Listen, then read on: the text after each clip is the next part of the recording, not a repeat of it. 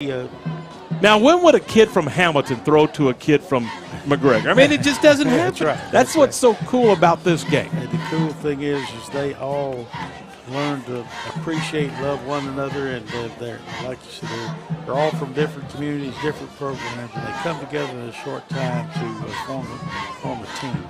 So 3rd down and 9, and Red will throw again. Little bubble screen out on the left side, and it's caught by Stanton out of Moody, and Cooper takes it 4 to the 30-yard line. I think they're going to probably have to punt on 4th down and 5.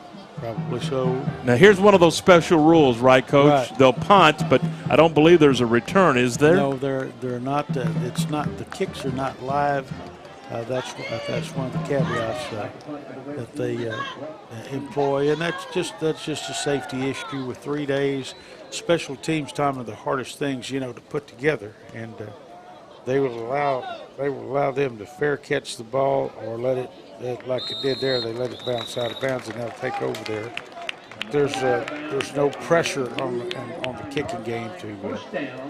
There's just not enough time to do that. To put the offense and defense together is all the time that they have, and they do work punters and kickers, but they're not under the pressure of the rush. That was Breck Chambers punting the football, and now Blue will have it for the second time in this first quarter. Breck was one of the guys in our hometown. He's going to blend to be a punter, but I bet he's going to be working on that. 1st down and 10 at the 49. And it is a quarterback keeper. Not much there as Red raised up and played defense. You would think a Don High team is going to play defense. That's right. Tom, and here's the thing. They're both teams are going to be better defensively than they are offensively, because defense is in the reaction stage, but offensively you've got to learn and coordinate blocking schemes, pass routes, and so on. So there's so much more preciseness in putting together an offense. Not that you don't have to be precise on defense, but you can just get in that sick'em mode, and I think that's where they are. Justin Moore is the quarterback, and he's going to roll out the throw and floats one up, and it is caught for a 1st down and then some. Nice pitch and catch as Price from Gerald, Texas makes the grab. Yeah, Jelani Price. He had an extra gear, didn't he? He did indeed. He shifted it in a hurry and picked up a few more yards. That's a great catch, and then the thing that you want a receiver to do is after he catches the ball, become a ball carrier. And he did that. So Blue with a 1st down at the 31. Moore out of the shotgun. Wants to throw again. Now he's going to scramble and gets out of bounds at around the 28-yard line. So that's a good decision not to throw. Didn't force anything. No, he had a guy out in the flats, but I don't think he thought he could get it in that. It was a pretty tight window over there, and he just didn't feel comfortable. He's used to being a running back and a defensive back, so he's got some instincts that he had in high school that came about from being at another position. Johnny, I would imagine it's pretty warm down on that field, with the field turf surface. Maybe not as warm as it is in this press box. If it's warmer than this, I don't know how they're standing it. But it is plenty warm. Here's Moore to throw. And he hands off on a draw play instead. And, boy, that's a great-looking play. And they take it down to the 8-yard line. Ethan Fry out of Corsicana's Mildred High School. There you go. That was the old smoke draw that Dennis Francione brought to Texas A&M about 120 years ago, but it's still good. Well, how would you know it was 120 years ago? Were you there? I read about it. 1st down and goal for Blue. Full house backfield. Nice draw. Indeed. Here's the quarterback, Moore, out of Bosqueville. And he's going to keep it himself, and he's into the end zone. Touchdown, Blue. On an 8-yard touchdown run.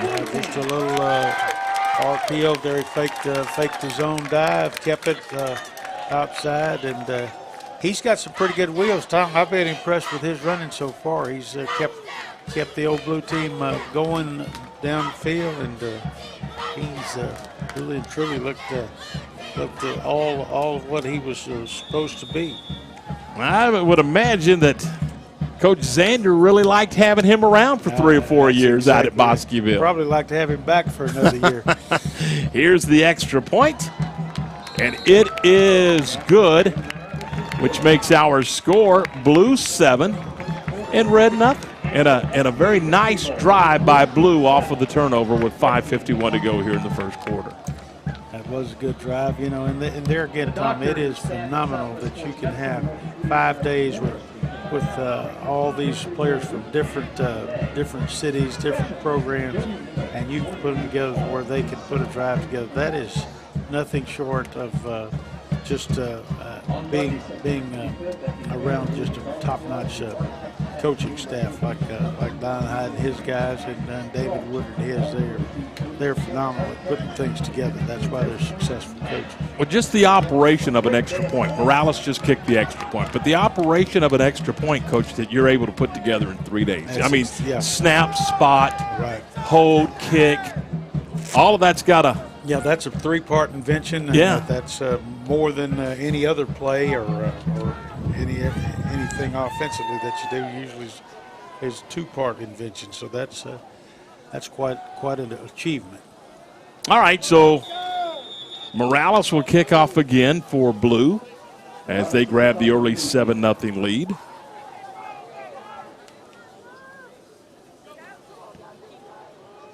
Line drive kick.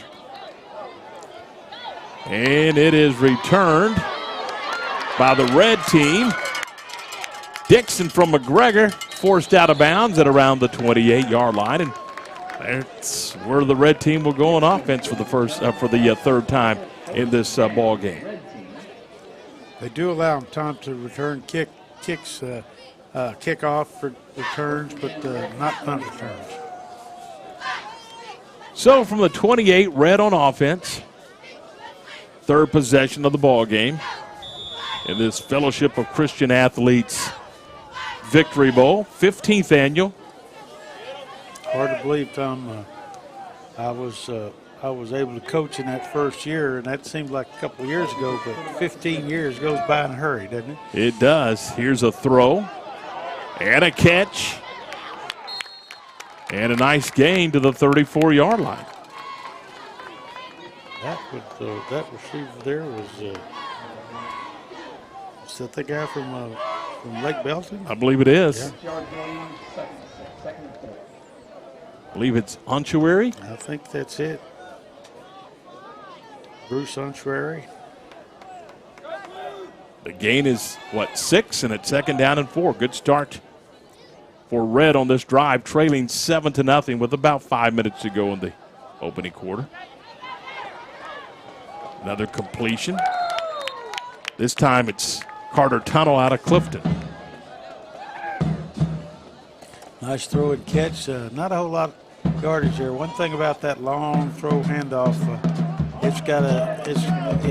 the ball's got to be thrown well, but more than that, the blocks have to be out there, and they've got to be held a little bit longer, and that's a difficult assignment for a wide receiver. They're down. They need about 3. From the 35. And Cook will pick up the first down. Out to the 42. Yeah, a little power lead for the quarterback there. And he made a good fake, got behind his blocks, and got a big first down for the Red. They needed that to keep their drive alive here and get back in the situation where they can score. So it is a first down for Red at the 42 here at Waco ISD Stadium. And here's another pass play and a completion and a horse collar tackle. Yeah. Nice grab by Red's Carter Tunnel out of Clifton. Yep. That looked like that looks like a Brad Strickland staff out there, Tom. I'm seeing Rodney Sims. I'm seeing. Well, if you notice, Brad Strickland is on a wing and not the white hat today. That's right. They also use this for training. And, sure. They've got several guys out there working, and that's a good thing for getting these guys ready for the fall. So it's a first down at the 34-yard line. Red on the move, trailing 7-0. Cook, hands off, DeLeon, nice run, 9 yards. Boy, you can do anything on second down now, can't you? You can. The playbook's wide open here. That was a nice lead play there to the one receiver side, and well, if we get past that contain right there, which he did, there's plenty of running room. Timmy Hamilton out of Blooming Grove is going to come back into the game. You were talking about the officiating crew. Johnny, if I'm not mistaken, in years past, they've used two different crews. They've used a different crew in the second half to kind of give them the opportunity to participate. And I'm thinking that might be the case today. I haven't seen the other crew, but they may be inside there. There's a running play, not much there, so Red will face third down again. Third and short. They may be in four-down territory here, Tom. If I don't know what their kicking situation's like, and they may opt for a field goal. That right now that one would be almost 50 yards. That doesn't seem like it would be feasible, but I don't. Johnny, I think David Woodard's going to dial up Austin Cook, the quarterback. You think so? Yeah, I think you're probably correct.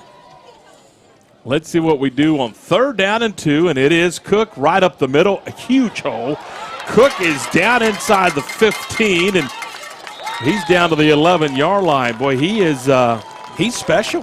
Have you worked on David Woodard's staff before? You know what he's thinking. I don't know. Don't you like that. it when somebody says, "Do you know what I'm thinking?" That was good. You did a good job of calling that one. The low quarterback counter tray that they've been running. That looked really good. I thought maybe he might go all the way on that one. So they can still get a first down. The red team can, right, since they're outside the 10. They're at the 11, and here's the draw play, and boy, there's just not much there for Mason Heath out of Riesel. Yeah. Riesel Lincoln gets smacked down for a loss back to the 15. He never got started there. There was a jailbreak on the defensive side. There were a lot of guys around that ball carrier. Jelani Price back in on defense for the Blue, and I've noticed because of the heat, I'm assuming, both these teams are freely substituted. The game. And at the end of the quarter, we'll see some new people in the ball game on both sides of the ball. So it's 2nd down, 13 for Red, under a minute to play. And dancing around is Cook, and he takes off, and he turns a bad situation into a positive, picking up about 5. Yeah, that was a smart move on his part. Nobody was open. He found a little bit of daylight there off left tackle and made a few yards. He's pretty handy. He's got good feet and throws the ball well. 3rd down, and well, let's see. It's going to be 3rd down and about 8 or 9 with 19 seconds to play in the quarter. Red may get one more play in here before the end of the first quarter. Yeah. Now they're going to have to. Play clock is down to 5. And here's Cook. Little end around. Boy, there is nobody out in front of him. And into the end for the touchdown is Brett Chambers out of Crawford, Texas. How about that? Brett just played tailback at Crawford. Once again, he was one of the guys that we were hosting at our home. And he's a good-looking young man with some great speed, and he's headed for Glenn Junior College. So Chambers is into the end zone. And they score the touchdown to cut the lead to 1 at 7-6, and they appear to be going for 2. There you go. And they're under center. They look like they're in that Newt Rockney formation. Now they pitch it right up the middle to Mason Heath, and Heath has picked up the 2-point conversion. All right. And that makes the score 8-7 in favor of Red with 3 seconds to go in the first quarter. We're going to step aside with our score Red 7, and Red 8 rather, Blue 7. We're back with more of the Victory Bowl in just a moment.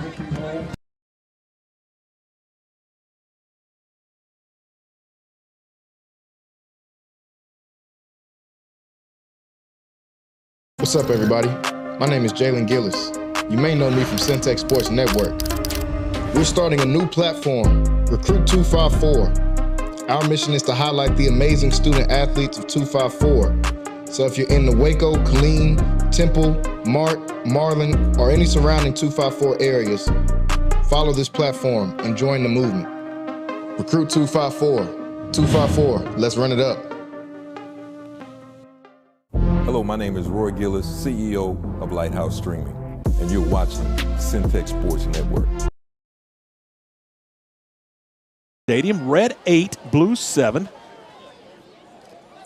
And Red is going to kick off. Chambers is going to be kicking on what should be the final play of the first quarter. Chambers, a right-footed soccer-style kicker, and as you mentioned, headed to blend. High end over end kick. And boy, there is a nifty return right there. Out across the 45 to the 47-yard line. That is Brandon out of Corsicana. Brandon out of Corsicana. And that is the final play of the first quarter. So we've ended one here, and it's Red 8 and Blue 7. We're back with more in just a moment.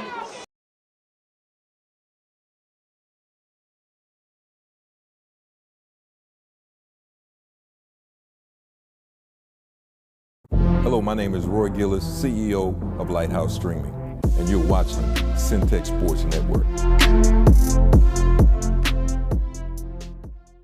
MCC has definitely benefited me most on not only what I want to do, but who I aspire to be. Expect every professor to help you become who you want to be and more. Create your own success at MCC.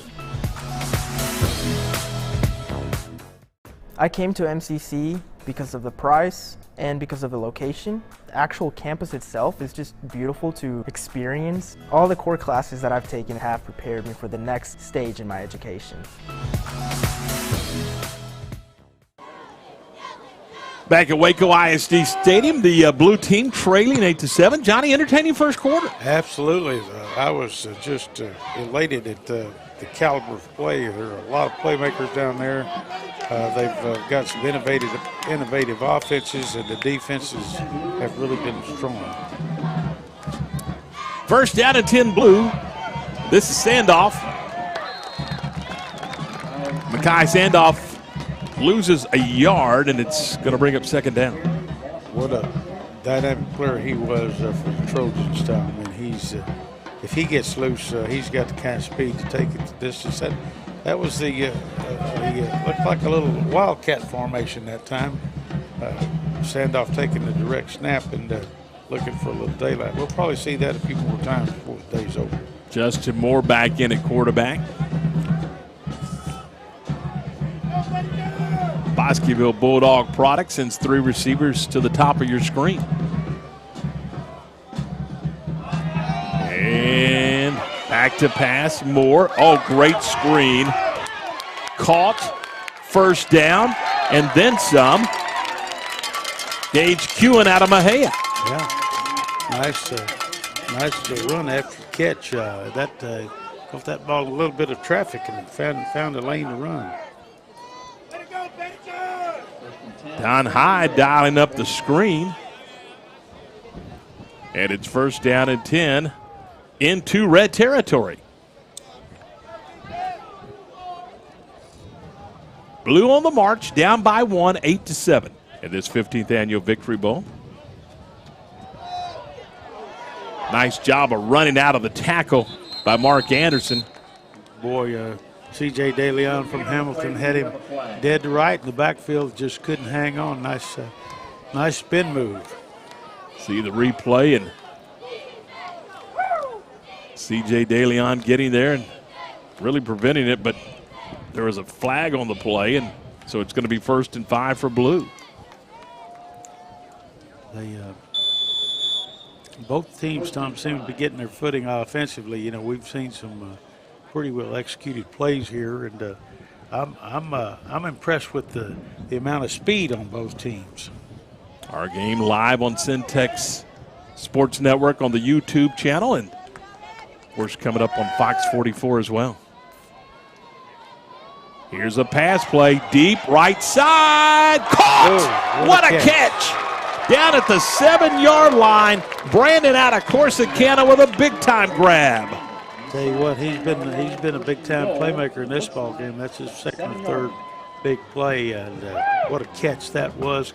He had a defender all around him, especially in front of him, blocking his vision, but great concentration on his part, hauled in a deep pass. I was just looking at the replay. De Leon, really, Johnny, had tremendous coverage, but that was just perfect execution. It really was a well-thrown ball, and it was put in the only spot that it could be completed in. So it is 1st and goal for Blue at the 7-yard line. And they're back in that Wildcat. So now we get a whistle. We're going to get a timeout just as the snap came back. And it is a timeout by Blue. And again, and we'll talk about it when we come back. But right now we're going to step aside with Red leading Blue 8-7. We're back with more in just a moment.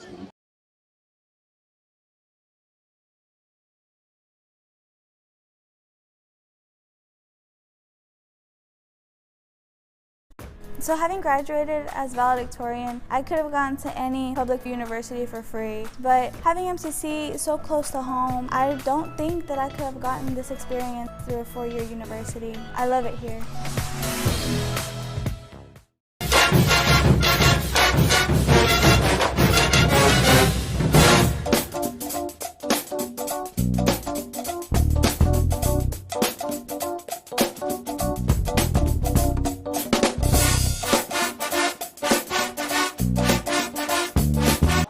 Along with Johnny Tucson, Tom Barfield, we welcome you back to Waco ISD Stadium. Live on YouTube and on Fox 44. Blue team down 1, 8-7 in the Victory Bowl. And the snap is on the ground. Trouble. And losing yardage back to the 20-yard line is Sandoff, but Johnny, again, I don't know if it was an errant snap or what, but well, that's costly for Blue. He almost looked like Tommy wasn't ready for the snap. It went right by him, or the snap was really hard. You know, you've got to have it firm, but you can't shoot it back there like a rocket. You got to make sure that you don't put too much on it. So now it is 2nd down and goal back at the 21-yard line. And you got to believe that a couple of pass plays are coming here. Yeah, I'm looking, Tom, for where's Braylon Brendan? Is he on this side? He, you know what, he is. He's down at the bottom of your screen. And he's by himself. So. And now you're going to get a delay of game. Yeah, that may be a benefit. When you throw the ball, give you a little bit more room to throw in. Justin Moore's back in at quarterback.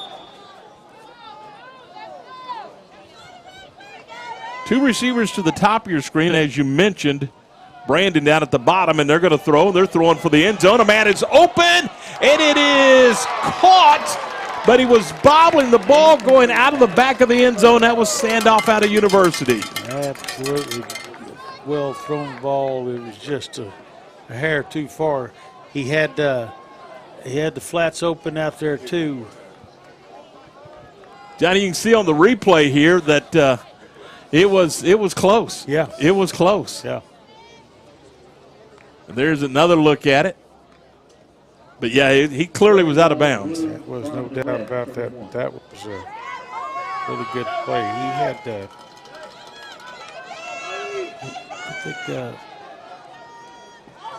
So it's 3rd down and 26, 3rd and goal.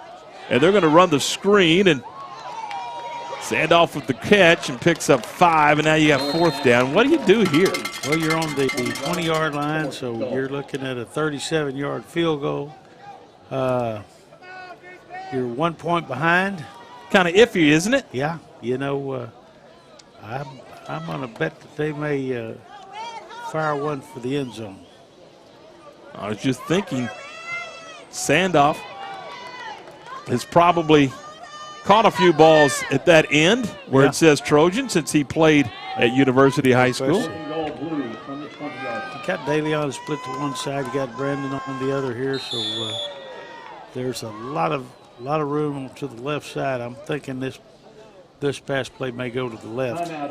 Price is also in the ball game, and the blue team is going to call a timeout. So Don Hyde wants to talk about fourth down. You've been here before, fourth down and goal from the 20-yard line. And again, the playbook probably limited because of the time that you've had to work on, you know, what would you say, the number of plays that they've got in that playbook? Well, I can tell you what we did, Tom. We had 5 pass plays and 5 running plays. That's it. And that was it. But they can talk on the sideline. Let's say they've got an out pattern. They may tell that guy to go out and up, you know. Yeah. But it'd have to be talked. It's not necessarily something they worked on.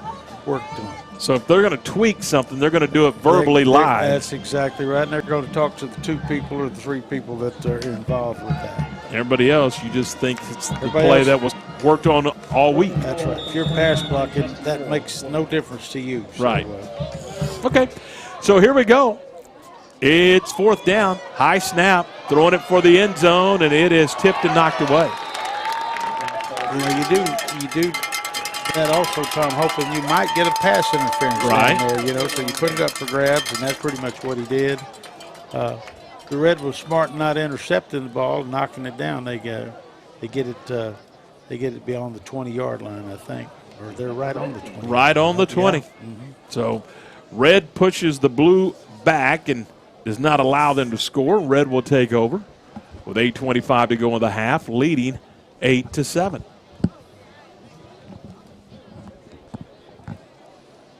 Red with the football at their own 20. David Woodard and his staff will. Have they changed quarterbacks, Tom? I'm looking to see who's coming in the game. Let's see what Red is going to do. It is Jace Martin out of Holy Trinity. Yeah. Now he has got a cannon for an arm. So here we go, and he's going to throw out into the flat where it's caught for about a 4-yard gain. That is Bobby Drake from Breedmont. Nice pitch and catch, a long handoff there. They're both Bell County kids, so they probably know each other. They probably do. Well, Breedmont's not in Bell County. I beg your pardon. No, but Holy Trinity is. Yes, it is. It's in Temple, I think. It is. And Bobby Drake played for Jeff Kosowski at Breedmont. There it is. Second down. And the ball's loose. Blues got it. All right. Nice sack of the quarterback, knocked the ball loose. And here it is on replay again. Who knocked that ball loose, Keith? Didn't see who knocked it loose, but I can tell you who recovered it. It was Caden Story out of Fairfield. Yeah, he probably did that once or twice for John Bechtel, don't you think? I'm sure he did. Knocking the ball loose, we're being told, was Timmy Hamilton out of Blooming Grove. He's had a nice football game. He has. He's been all around the ball and showing up at a lot of places. Let's see what Blue elects to do on first down off of the turnover. They take over at the 20, which is where they gave it up a couple of plays ago. That's exactly correct, and they hope to do something different. Here's Justin Moore from Bosqueville. And he's going to throw. A screen to Sandoff. Not much there, but he'll work down the sideline a little bit and get pushed out of bounds at 16. He made a pretty good run there, Tom. There wasn't much there. The gain is 4. It is second down and 6.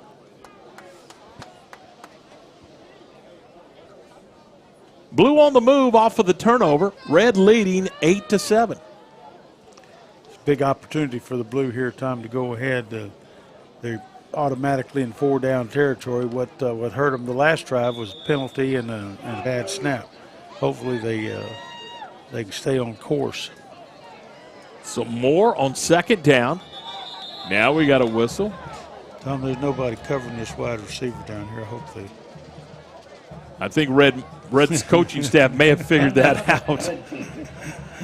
He redefines lonesome end out there. Johnny, we talk a lot about the purpose of this football game and the effects of this football game, short term, long term. But make no mistake about it, they're playing to win. This is a real football game. You cannot take the competitive spirit out of them. They're all wanting to win, and that's what you would expect. What you're hoping for is that this will be a game of an opportunity for them to grow, an opportunity for them to accept whatever comes their way, and win or lose, knowing that you did your best is the most important product that can come out of this ball game. Second down as we resume play off of the timeout. Blue with the football at the 16. This is Moore. Running play up the middle. And a nice gain down to about the 12-yard line. Well, that was a nifty run by Ethan Fry out of Mildred. Yeah, they ran a little power play, pulled the backside guard, and Fry got behind the blocker and made a nice run out of it. Shy of the first down by about a yard and a half. And it's going to bring up third down as we approach the 7-minute mark in this first half. It's just been an entertaining football game. It really has. You know, and there again, I don't want to oversell this, but the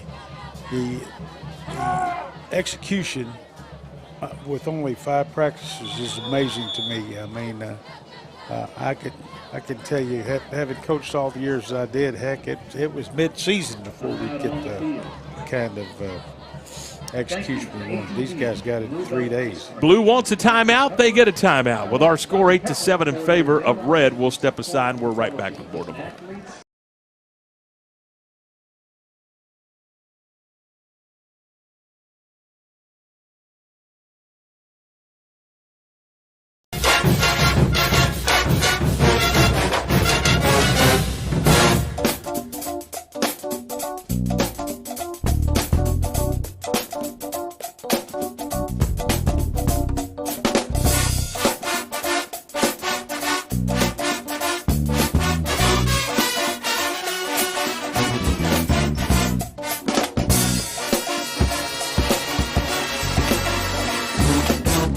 What's up, everybody? Long time. Back to play. It is Blue facing third down and about a yard and a half. Moore, your quarterback. And he's going to hand the ball off. It's Sandoff. Sandoff free. Sandoff into the end zone. Touchdown. What a nice run there, Tom. He was really contested at the line of scrimmage. Made a good cut. Got behind some good blocks by the offensive line, and that was. Well, we're getting a look at it now. Boy, he was darting and dashing, and he was. He was confronted early and got away and made a tremendous run out of it. 12 yards officially on that run, and now Blue will go for 2. Absolutely. They're leading by 5. Yeah, this would put them back to even in the scoring swap. That's a tough one. Now instead of having that ball at the 3, you're going to have it at the 8 on the delay of game. You just hate to see that. But in a game like this, you're going to have a little bit of confusion getting people in and out and trying to get them in the right positions. Most of them have practiced, Tom, 2 or 3 positions during the week, you know, both probably one on the offensive side, one on the defensive side, and then special teams and what have you. So they've had to learn a whole lot in a short period of time. So they'll try it again. The 2-point conversion. Here's Moore. Throws the slant, and it's incomplete. The pass was intended for Jelani Price, and it falls incomplete. All right, so the 2-point conversion fails. Blues lead is 5. It's 13-8 in favor of Blue, and we're back with more in a moment.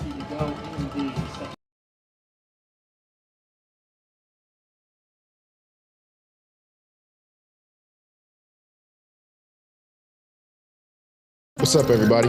My name is Jalen Gillis. You may know me from Centex Sports Network.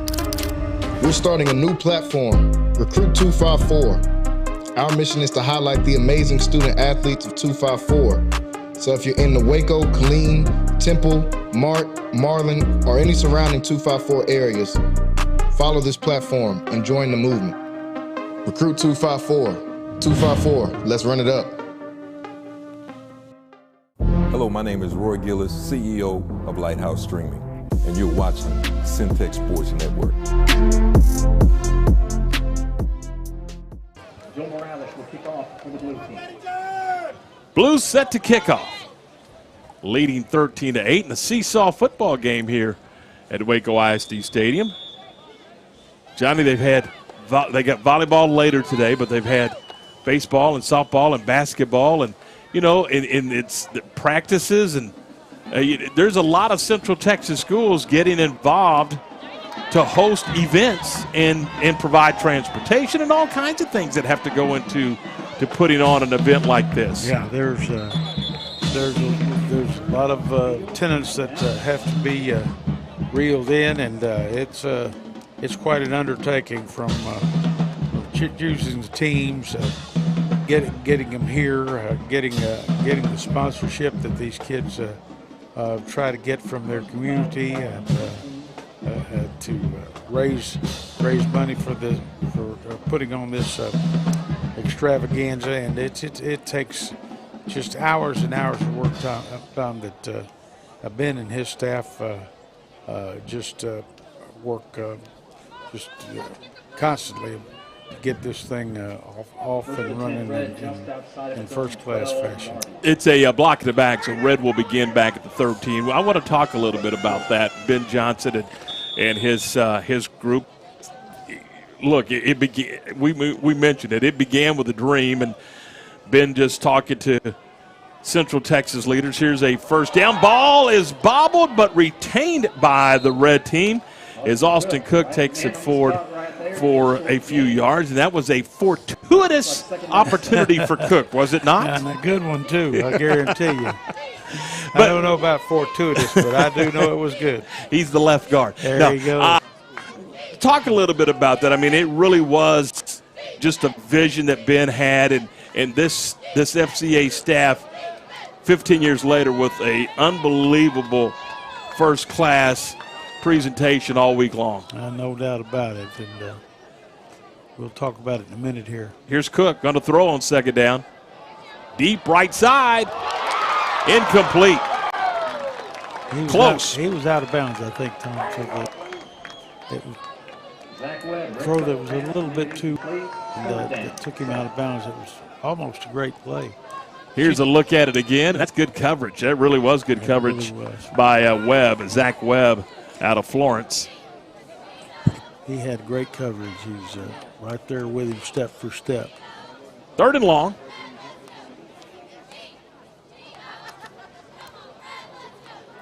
Red with the football, facing third and long, and you can see Austin Cook kind of talking to guys, saying, hey, here's what's going on, here's what we're going to do, and they get to snap away with 1 second on the clock, and he screens it right, and it's intercepted.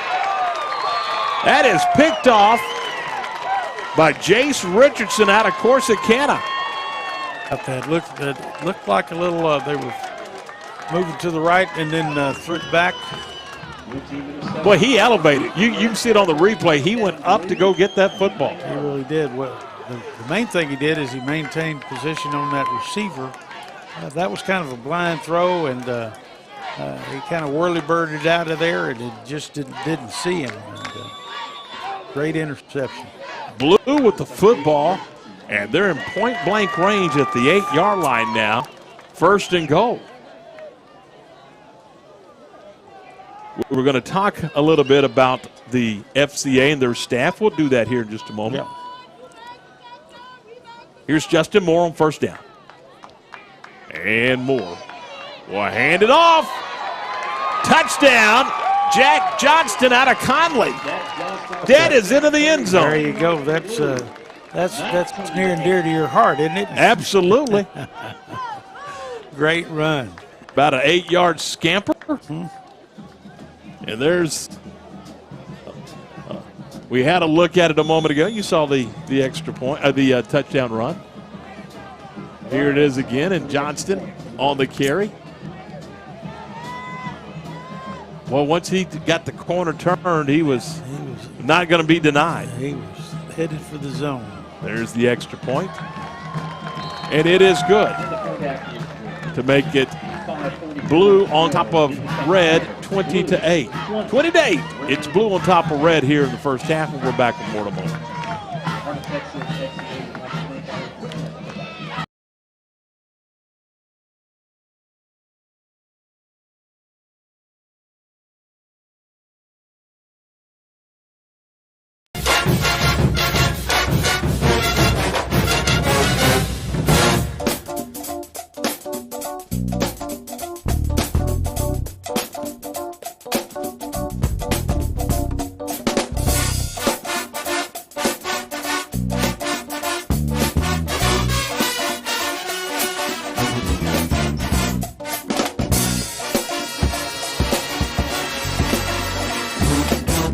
What's up, everybody? Okay. Along with Johnny Tusa, Tom Barfield, glad to have you with us. Fun game. Blue leading the red 20-8. Seen a lot of big plays, Tom, and a lot of excitement, and you know, a lot of talented young men out there today, playing well, playing hard. It's been really an entertaining game. So kickoff. There's the kick by Morales. It's loose on the ground, but red able to pounce on it. Darius Dixon that got back on the ball. It's misplayed it a little bit, but got back after it. That was good to see. Johnny, talk a little bit about the staff, the FCA staff, and just how dedicated they are to putting on this great event. Yeah.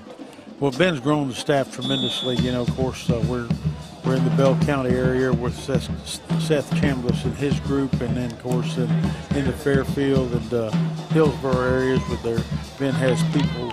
He's grown the staff to almost 17 people since he got here, which is a tremendous growth and a credit to his vision. Here's the first down play.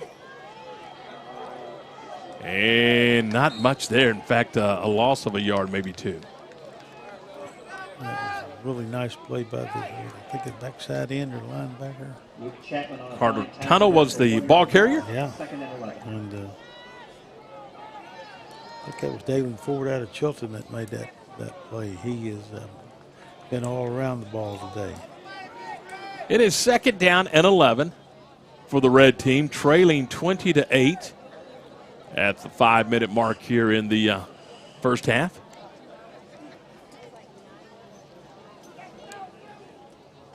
Play clock down to 3, and now it's away, and there's the throw, and it's incomplete. C.J. DeLeon, the quarterback. Yeah. Just got a little bit of a hurry that time, but had a receiver out there, just couldn't quite put it on the money. So here's a possession play for the red team. Kind of a big play, really, Johnny. I mean, it is third down and 11. They haven't had a whole lot of success of late, and, well, you just don't want to give the ball back in great field position to the blue team right now, trailing by 12. No, that's true. You know, So here's DeLeon. He's going to throw. Pressure's coming. He scrambles out. He throws. Caught! What a throw and catch. That's Cooper Stanton out of Moody with the grab, and that should be good enough for a first down, and it is. No question about it. Got away from the pressure behind the line of scrimmage there, and the main thing, Tom, he kept his eyes upfield, looking for somebody to come open as he was moving from his right to his left, and that's a tough throw, but he put it right on the money for the first down. How about C.J. DeLeon and the dart that he threw? He turned it loose. First down at 10, DeLeon again, and he's going to be hit and knocked down in the backfield. Getting there is Caden Story. Story out of Fairfield with the tackle, and the loss is all the way back to the 26-yard line. Story playing that left defensive side there, left defensive end. And he came upfield and would not allow the quarterback to gain any ground outside. Big play for the Blue, Tom. So the loss is back to the 26, and it's 2nd and long. And DeLeon again to throw, and again there's pressure, and again he goes down. All the way back at the 22-yard line. DeLeon sacked by Luke Chapman out of Rice High School.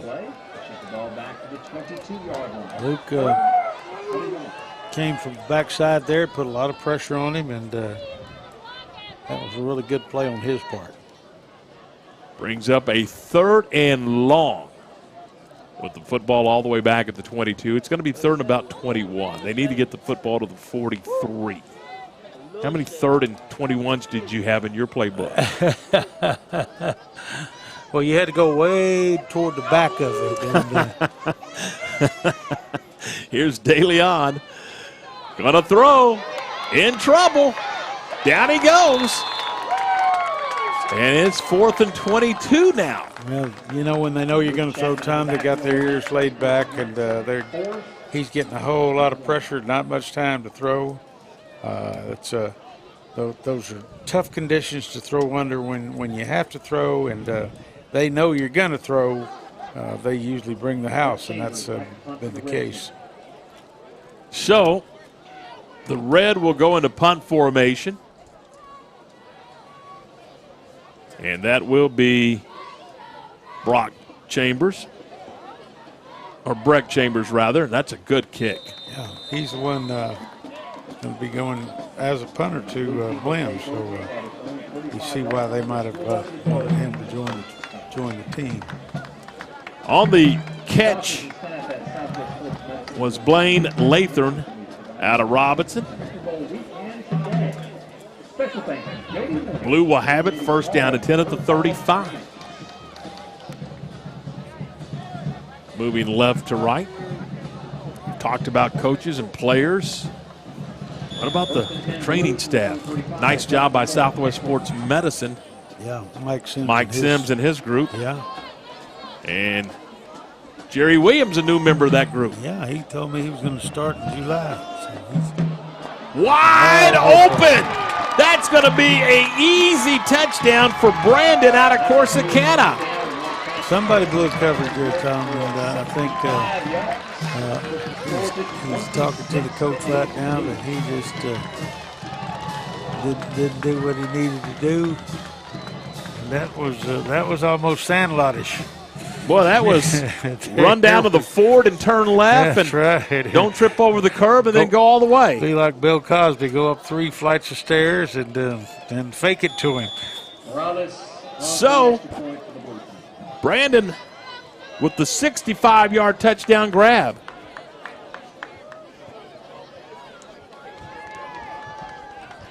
And the extra point is good.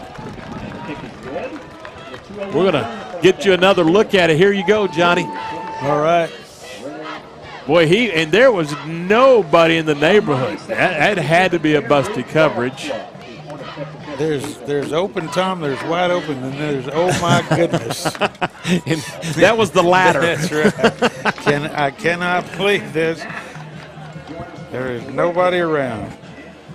The extra point makes it 27-8 in favor of Blue. And, well, this Blue team has really got the execution going here. Yeah, you know, Tom, that's 20 unanswered points that the Blue team's put on in the second quarter. First quarter, I thought, pretty much belonged to the Red, but this second quarter's been all Blue.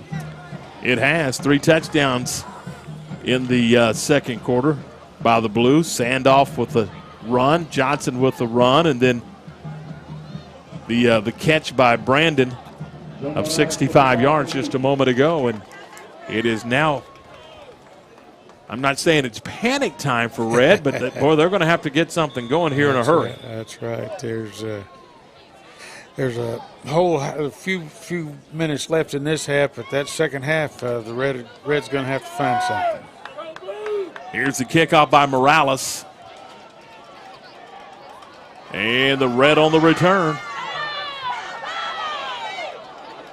On the return is Bobby Drake. And Drake will get it out to the 22, maybe the 23. Nice open field tackle there, Tom. That looked like Fine tackle by the blue team. 1st and 10, red for its own. was that number 88 or 80? Morales is 88. Yeah. He kicked it off. He's so the one that kicked it, yeah. So that Yeah. might be 48. It's hard to tell. Fir- They don't have one of them. It could have been Jason Brown from La Vega. Might have been. Here's Red, 1st down and 10. Well, they got to get something going here in a hurry. Austin Cook at quarterback, and he's going to throw it. Screen it right. And that's a nice piece of running by Drake out of Breedmont, and he scampers up the far sideline for a gain of about 8. Well, that time, Tom, he made chicken salad without any chickens. There was 2nd and 2.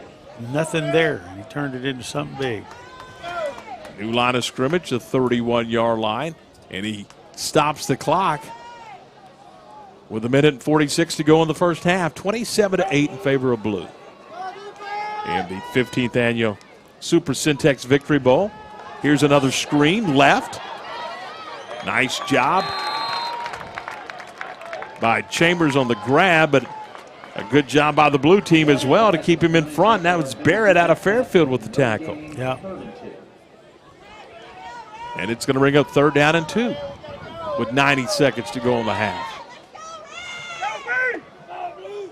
Red only has one timeout left. Boy, there's a free play. Blue is offside, and Austin Cook's going to run it up the middle of the field for an apparent 1st down, but let's check the flag, and I believe it's going to be an encroachment. Yeah. Good. That was good thinking on the quarterback's part that time, Tom. Offside. He knew he had a 1st down. 1st down. Trying to make a big play without throwing it. So I think they're going to take the result of the play, and which is a 1st down run, and there's a new line of scrimmage of 36. Yeah. They've got to watch the clock now. 1:10. Clock is running. Low snap. Cook with trouble. He gets on it, but he loses yardage back to the 30-yard line, and that you just can't have that right now. You talk about the amount of time they have to. The finer points are the most difficult things to do in such a short time, and that snap is one of them. That's a timing thing all the way, and these guys have it done. They've done it differently at different places. Ragsdale's the setback. Cook will keep it. Needs a block, doesn't get it, goes down at the line of scrimmage. And we're inside of 30 seconds. Cook on the carry, DJ McClellan with the tackle. So, 3rd down. 30-16. They're putting the down box away, and I'm not real sure why they're putting the down box away. Down to 9, down to 8. They can get one snap off here, down to 5 seconds. Cook is going to hand off. And it is Reagan Ragsdale on the carry out of Central Texas Christian. And that is the final play of the first half. We've got one half in the books. Johnny, your overall impressions of this first half of football? Well, we've seen a lot of good offensive play and some great open field tackles. I've just been, as I said at the outset, I'm just amazed at how well these kids perform with so little practice and coming from so many different programs with different terminology and on and on. It's just to me, it's been very entertaining, Tom, and we've seen a lot of good football. So we've reached halftime with our score. The red team trailing the blue 27-8. We'll step aside and we're back with the second half in just a moment.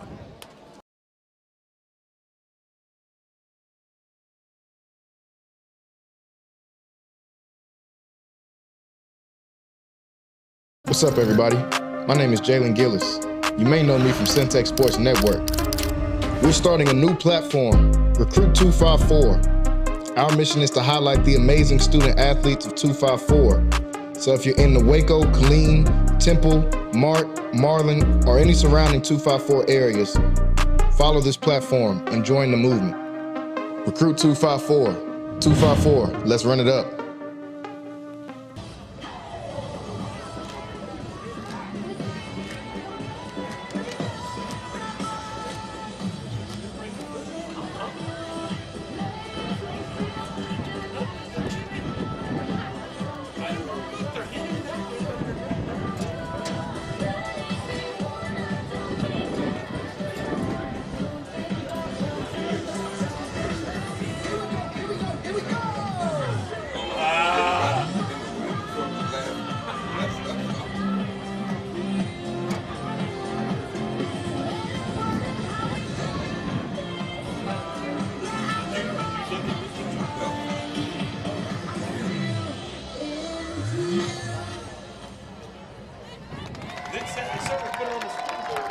And let's give a big hand, everybody. All during Victory Bowl week, the 20 Victory Bowl cheerleaders served, encouraged, and grew close together. They also had time to practice, so please direct your attention to them as the cheer squad will perform a routine they learned together.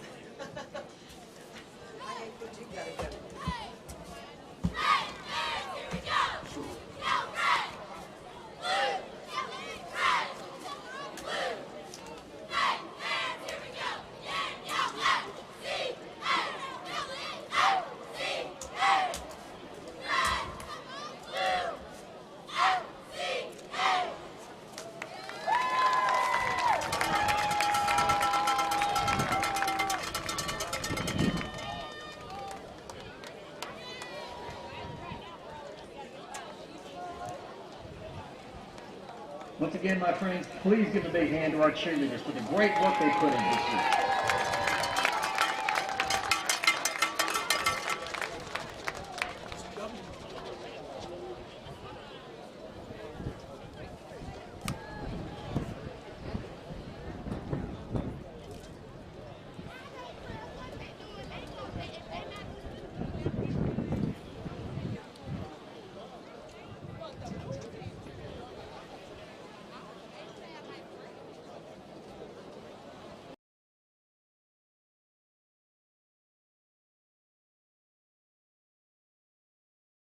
We thank you, band, for your time, efforts, and contributions to our game today.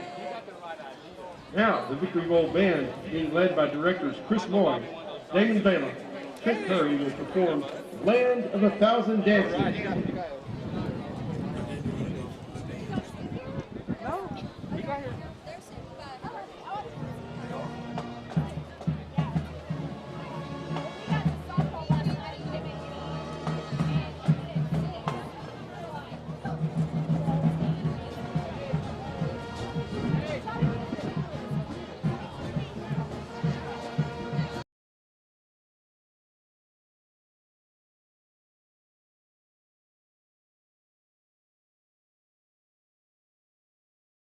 My name is Emily Adams. I'm the Marketing Director for the Texas Asphalt Pavement Association.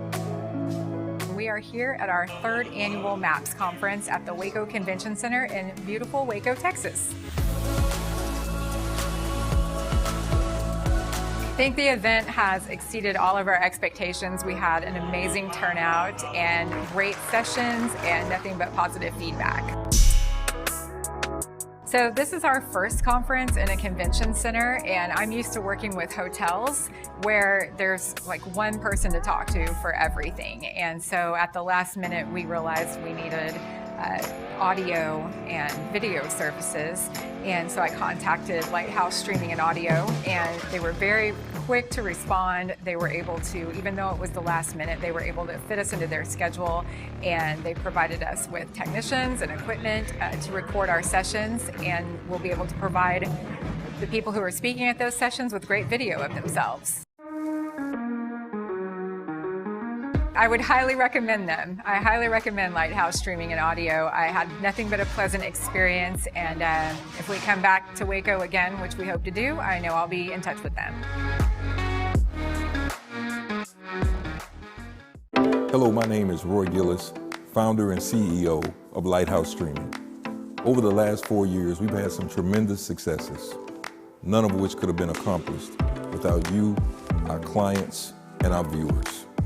From my family and the staff of Lighthouse Streaming, thank you. My name is Emily Adams. I'm the marketing director for the Texas Asphalt Pavement Association.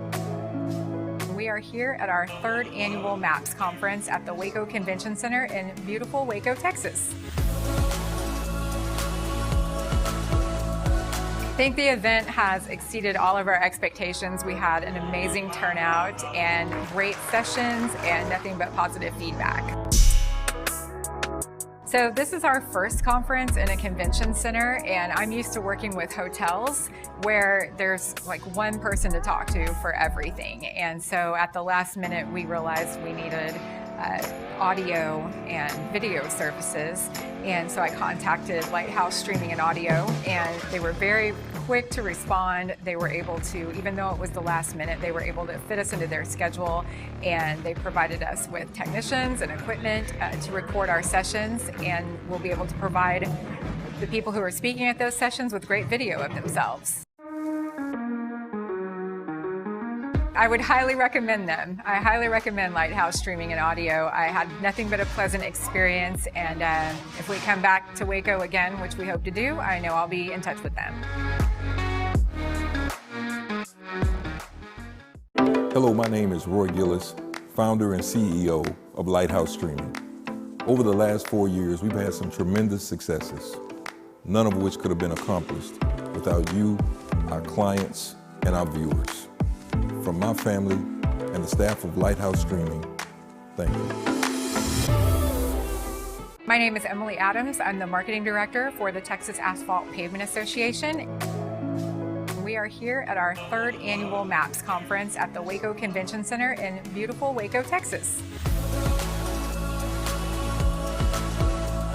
I think the event has exceeded all of our expectations. We had an amazing turnout and great sessions and nothing but positive feedback. So this is our first conference in a convention center, and I'm used to working with hotels where there's like one person to talk to for everything. And so at the last minute, we realized we needed audio and video services.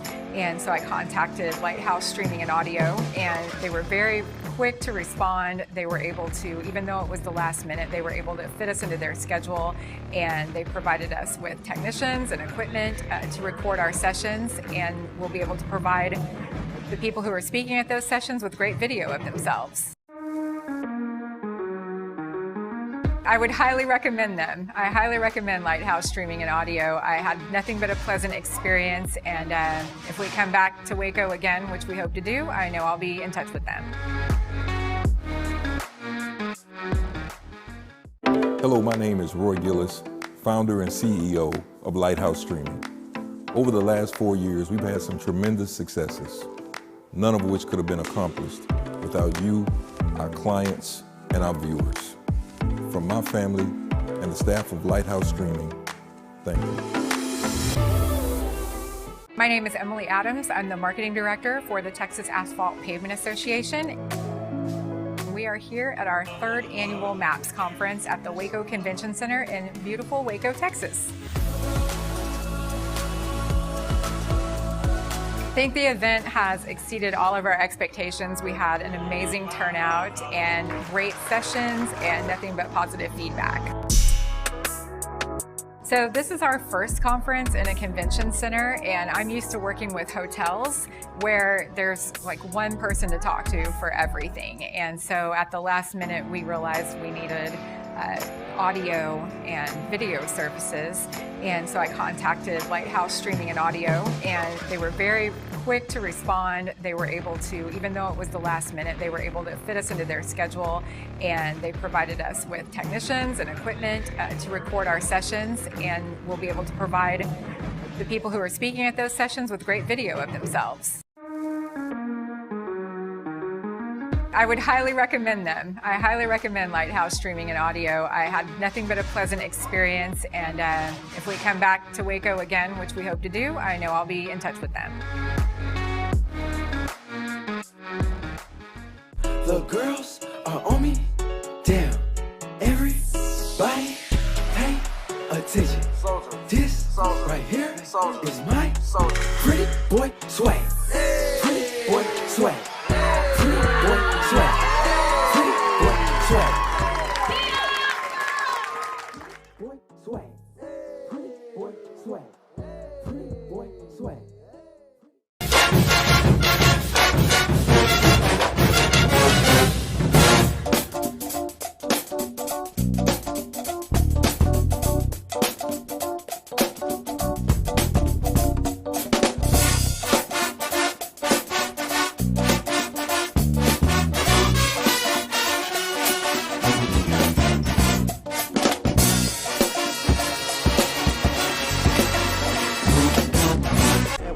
they have these pictures of when you go to college or whatever, and you take these pictures, you know, your freshman year and send it back to Waco High, and you would walk through this hallway, you see Curtis Jones, and you see Jay Johnson, you see how DeGrade and all these guys walking back down. I mean, everybody, you walking through, you like, man, I'm gonna be up there one day.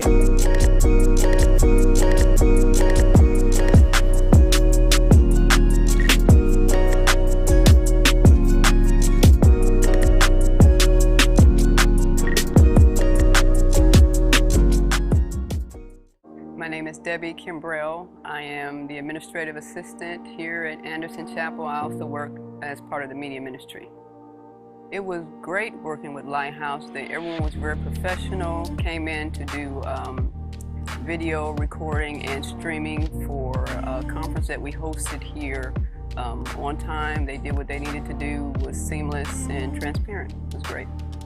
And feedback, everyone was impressed. So it went out, it was a conference level, so a state level event, and everyone was impressed with the product and the result. We got the DVDs too, which people purchased, and they were impressed with those. It was great overall.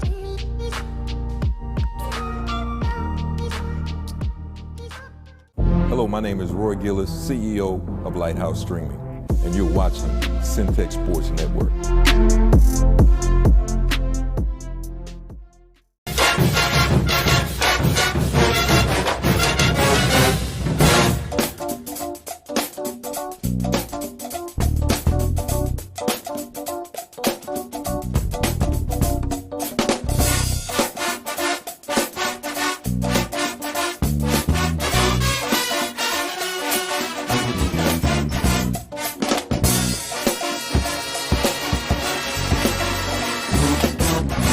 Waco High, they have these pictures of when you go to college or whatever, and you take these pictures, you know, your freshman year and send it back to Waco High, and you would walk through this hallway, you see Curtis Jones, and you see Jay Johnson, you see how DeGrade and all these guys walking back down. I mean, everybody, you walking through, you like, man, I'm gonna be up there one day.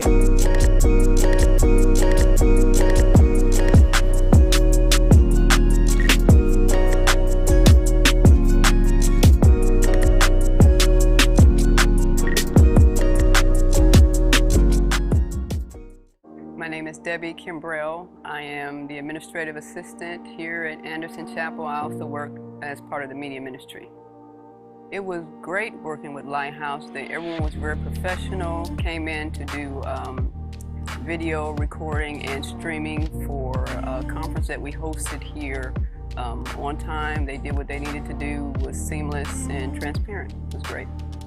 And feedback, everyone was impressed. So it went out, it was a conference level, so a state level event, and everyone was impressed with the product and the result. We got the DVDs too, which people purchased, and they were impressed with those.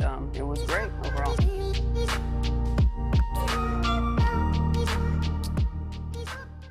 Hello, my name is Roy Gillis, CEO of Lighthouse Streaming, and you're watching Centex Sports Network.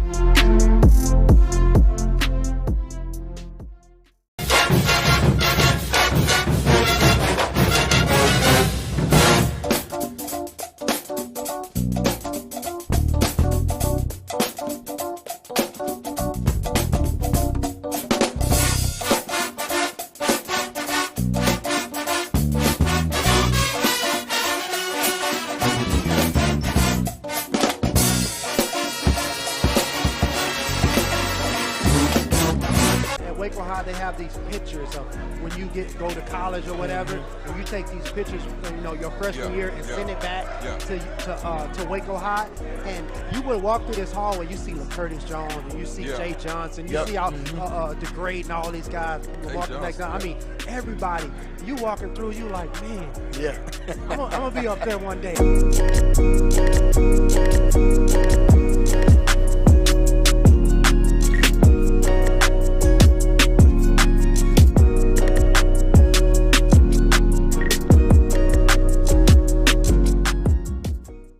My name is Debbie Kimbrell. I am the administrative assistant here at Anderson Chapel. I also work as part of the media ministry.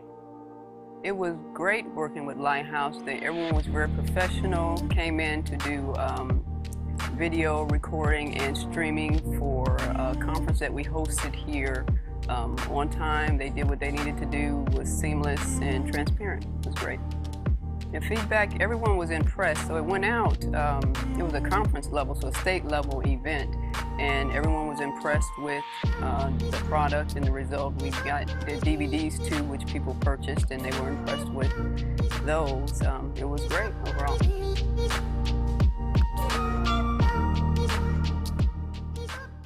Hello, my name is Roy Gillis, CEO of Lighthouse Streaming, and you're watching Centex Sports Network.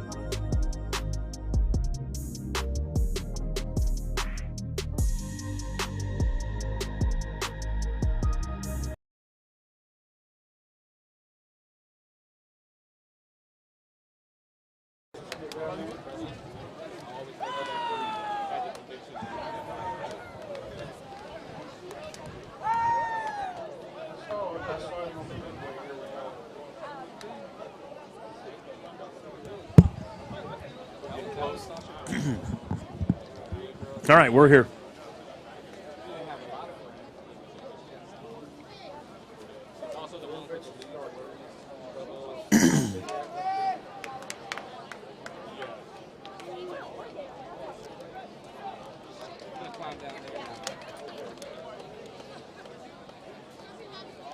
Rec Chambers will kick off for the red team.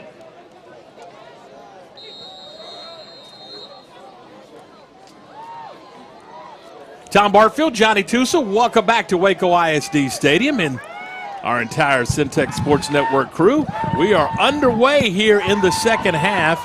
Red kicking to the blue, and the blue on the return, and coming to the 26-yard line for blue is Braylon Brandon out of Corsicana High School. And we are underway. Johnny, this is a big series of downs for the red team. They got to get a stop and find some momentum and maybe the halftime adjustments and see where they go, trailing 27-8. Yeah, they need to reestablish their offense and get the ball and make some drives. They did that in the first quarter really well, and then a couple of bad plays just put them behind the 8 ball.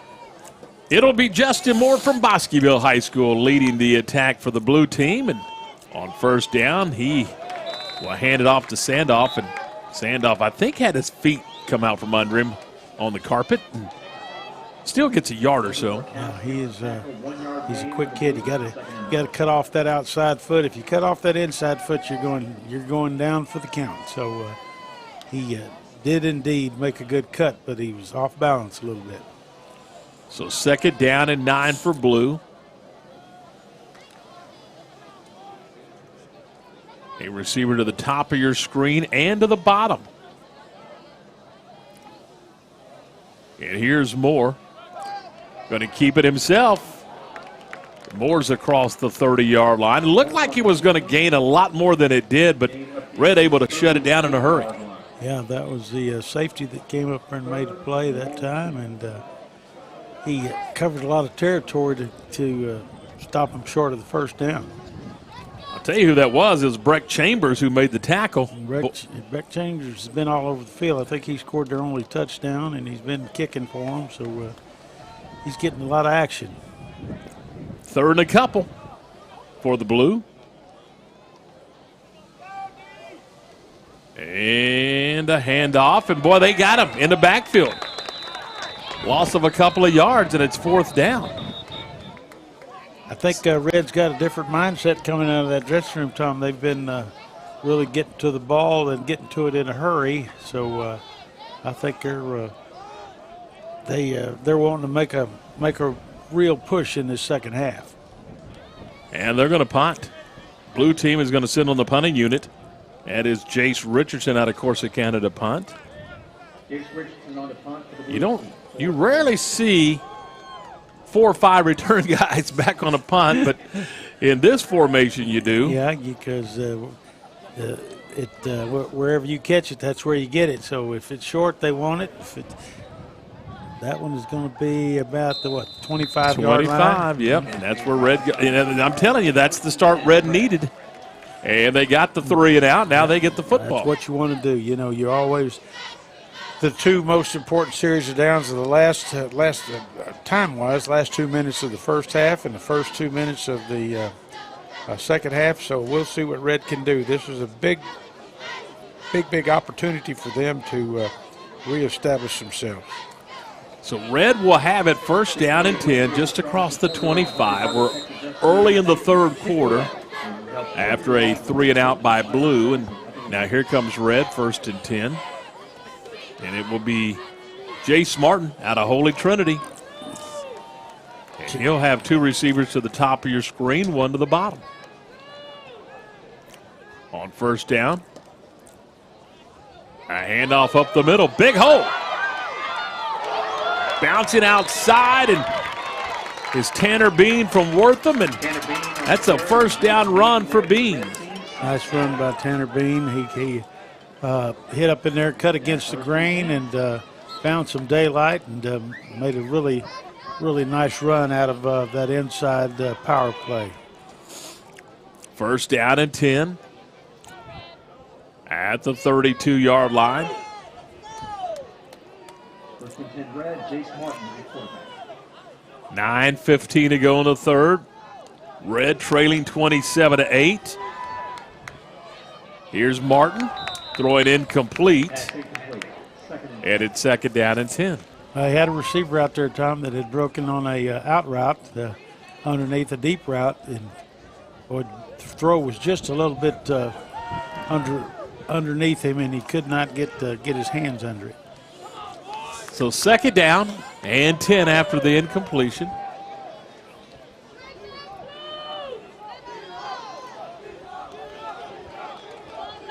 Red with a couple of receivers to the top of the screen, one to the bottom. And here's Martin. He's got some running room. Floats one upfield, and it is caught for an apparent first down. Was right at the sticks, Tom, and that was a nice throw, nice catch. Very tight window over there, but Martin put it in there really nicely. Nice throw. So that'll move the sticks out across the 47-yard line. That was a big play, Tom, in this drive. That may prove to be the impetus that they needed to take it on down. Well, I mean, let's be honest. They need to score. No doubt about it. They're trailing 27-8. That's right. And here is a handoff up the middle. There's just not much there for DeLeon. He is smacked just shy of the line of scrimmage. That is the guy I was telling you about, Tom. I think, is that number 27? No, that was C.J. DeLeon. Let's see. It was C.J. DeLeon on the carry. Okay. Let's see who. Here's the replay, Johnny. Okay. Was it? Yes, it was. It was 27 for the blue. That's the one that Coach told me they was trying to hurt guys in practice. He was getting after Braden Barrett out of Fairfield. That was a nice play. Braden Barrett out of Fairfield playing linebacker on 2nd down and 10. And here's a little reverse action for Red. Nice job by Blue not letting the Red team get outside. On the carry for Red was Bobby Drake out of Bremont. And, boy, there was just tremendous sideline coverage by Blue. Yeah, Jaden DeMel from Jonesboro ran him out of bounds, Tom, saved a big first down. So this is going to be a big play for the Red here. So it's 3rd down and a couple of yards. And as we mentioned in our first half, the officiating crew here in the second half has changed. So we have different officials, which is a good thing. You let 7 more people have an opportunity to participate. Exactly. And a running play for Mason Heath of Riesel for a first down. Yeah, he was contested in the hole there, but the tackle wasn't made. I think number 55 was the first to greet him. That was D.J. McClellan from Granger. Just couldn't hold on. First down for the Red. Another big first down for them, Tom. So, 1st and 10 at the 41. Red on the move here. Their first possession of the second half. Martin's going to throw. And he completes it to Chambers. And Chambers will pick up a yard at 2nd down. There again, Tom, the blocking is really ticklish on those plays, and that's the key to success, and that's also the downfall of those plays when you can't block that perimeter with one guy. 2nd and 9 at the 40. Martin again to throw. Again.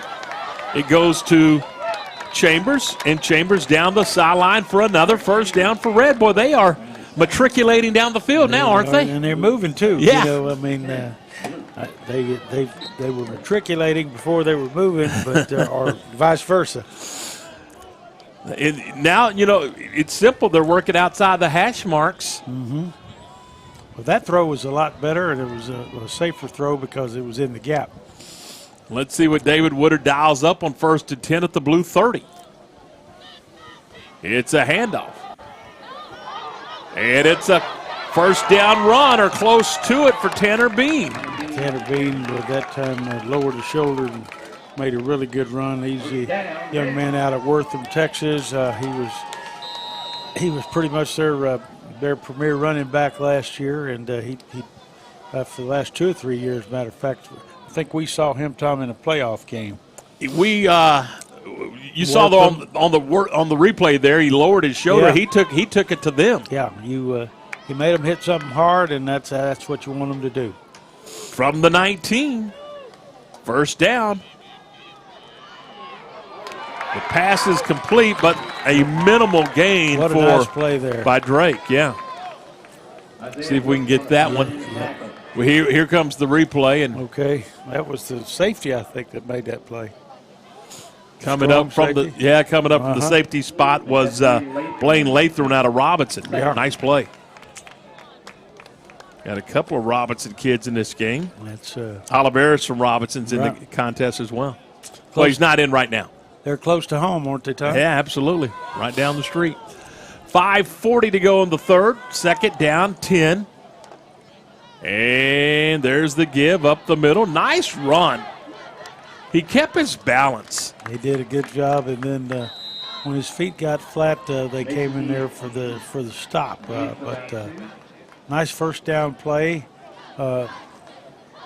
It's a very workable second down. There's 7 yards to go. So I believe Is it third down? Yeah, it is Okay. third down. And 8 after the Heath 2-yard run. this will be a big play for him, 4 down territory, I suspect. no doubt. And here's Martin. Bootleg right. In trouble. Throws. Caught. Touchdown. Oh, no, they're going to say he's out of bounds at the 2. Terrific catch by the young man out of Axtell. We're going to get a replay here, Johnny. Yeah. What a nice job Martin did, Tom, for buying time. He did. Stepped in, stepped out. He kept his eyes upfield. The receiver broke free. Looked like he was going to run, and that's when people start coming open. And a la Patrick Mahomes. So it's first and goal at the 2. And here's the handoff. It's a touchdown run into the end zone. Mason Heath.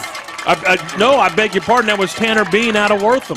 Tanner Bean had a big part in that drive. Jace Martin really truly showed us a lot, Tom, with his arm and his ability to stay alive. So, what I do like is went in there and talked, and they came out with some resolve and took the ball all the way down in their first possession, looks like they're going for 2. Got a scrum down around the 1, and I don't think he got in there. He didn't. I don't see a signal, but he did not make it. But they had a 1-up advantage that puts them back to even. They're 13 behind, and what they really did, Tom, they ate up the clock that time, and probably kept that ball for almost 5 minutes. So Red gets their first possession into the end zone, and they cut the lead to 27-14, and we're back with more of the 15th annual Victory Bowl in just a moment.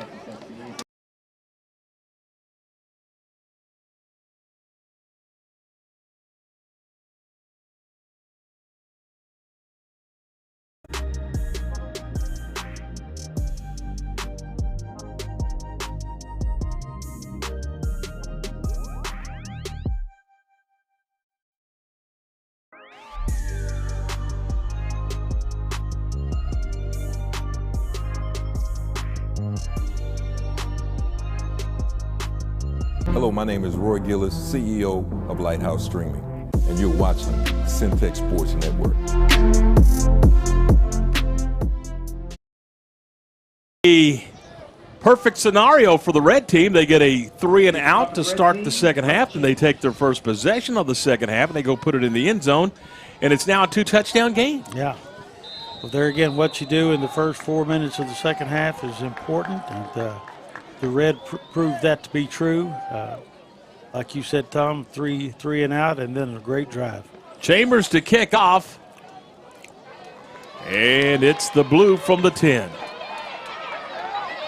And Sandoff gobbled up around the 23-yard line. That is terrific kick coverage by Red. Boy, Absolutely. They're fired up right now, aren't they? They are. They're feeling the juices right now, Tom, and that's the momentum has shifted sidelines, and we'll see if the blue can take it away from them. But old Mo doesn't stay on the same sidelines all day long. He has a tendency to move from one to the other, and I think Red has got it right now. Well, Daryl Tovar out of Bynum High School went down there on kick coverage and got it done. Well, that was a terrific open field tackle. He got right in the middle of it.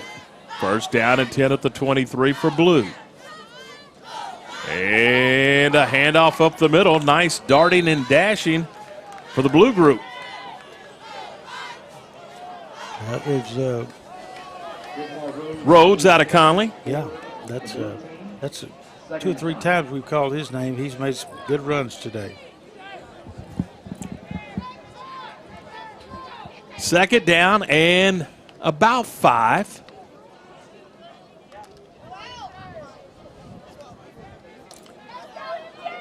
From the 28.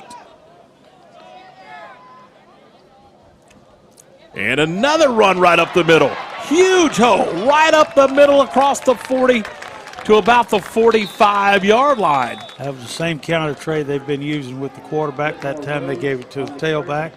They pulled the backside guard and tackle, and there was a huge hole in there. If you don't, it's kind of like dominoes. If you don't knock that first one down, you're in trouble. And the red let that open that gate for them. Rhodes right up the middle to the 45, gives the blue another first down with 3.5 to play in the third quarter. Blue leading 27-14. Out of the shotgun. Here's Moore, play fake, looking to throw deep across the middle, and it's incomplete. Trying to get it to Sandoff. There was good coverage there by Carter Tunnel.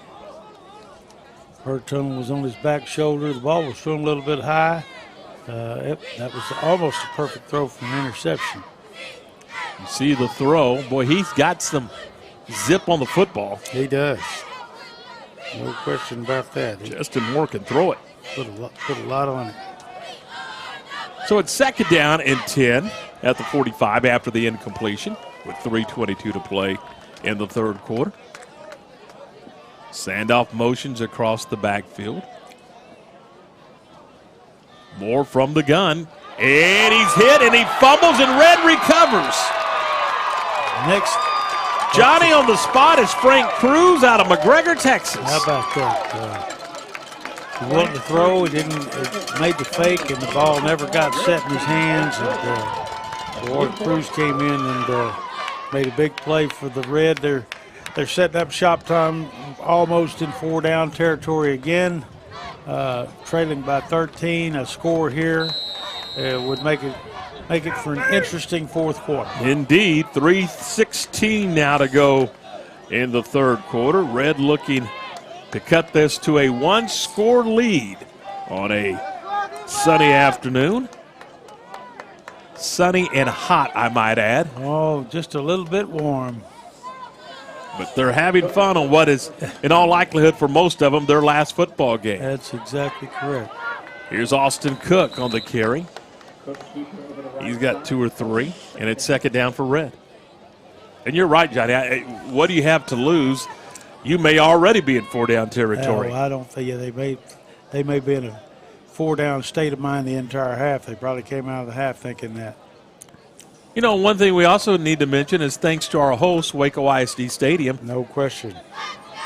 Great venue for these young people to play in. Absolutely. Second down. Here's Cook again, looking to throw this time.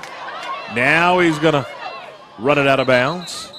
Got a couple of yards, but he was really wanting to go deep. Yeah, he was, and couldn't find anybody open, but he made a little bit of a gain out of it.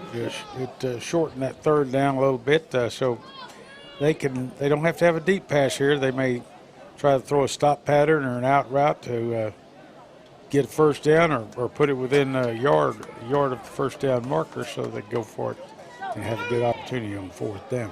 3rd and 6. Cook out of Hillsboro High School takes the shotgun snap, runs the draw, and got 4 or 5 yards. And so, yeah, you got a manageable fourth down now. You do indeed, and they got to know that the blue team's going to bring the kitchen sink this time, so they're going to have to see if they can't do something about that. Marvion Hewitt out of Chilton is checked into the game for the blue squad. Wholesale substitutions by David Woodard on the red side. There you go. A lot of fresh faces into the game, and in at running back is Heath out of Riesel.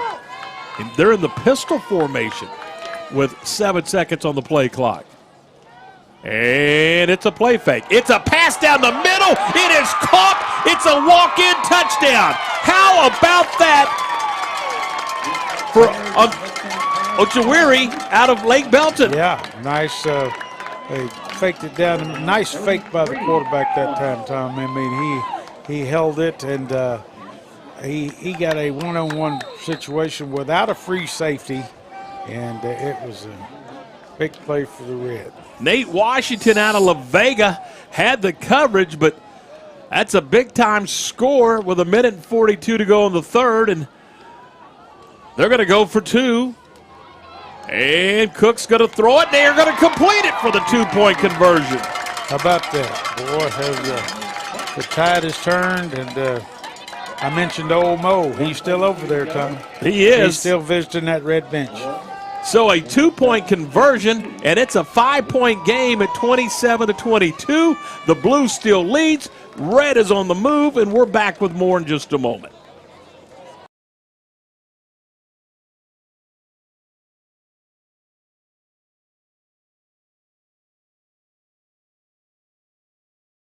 Hello, my name is Roy Gillis, CEO of Lighthouse Streaming, and you're watching Centex Sports Network.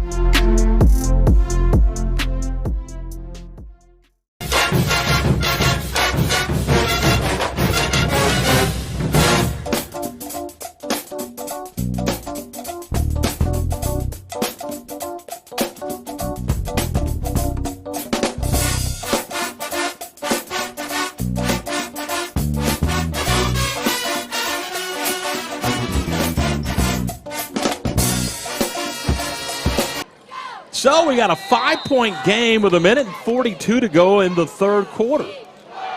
How about the way Red has roared back after halftime? Unbelievable. Second time tonight that we've had a 5-point game. I remember when it was 13-8. Now it's 27-22, so we've been there. Here's the kick return. Sandoff with a nice return out to near the 35-yard line. Blue will have good field position. It's going to be interesting to see what Blue comes up with, Tom. They've not done anything this second half. Turned the ball over once. I think this is their third possession, and they were 3 and out, and they've committed a fumble. So this is going to be their third try in the second half, and I know Coach Hyde's hoping to get something going. 27-22 with 1:33 to go in the third quarter. Blue continues to lead, but Red is, pardon the pun, red hot. Blue to throw. And it is caught at the 30. Oh, it's dropped. Incomplete.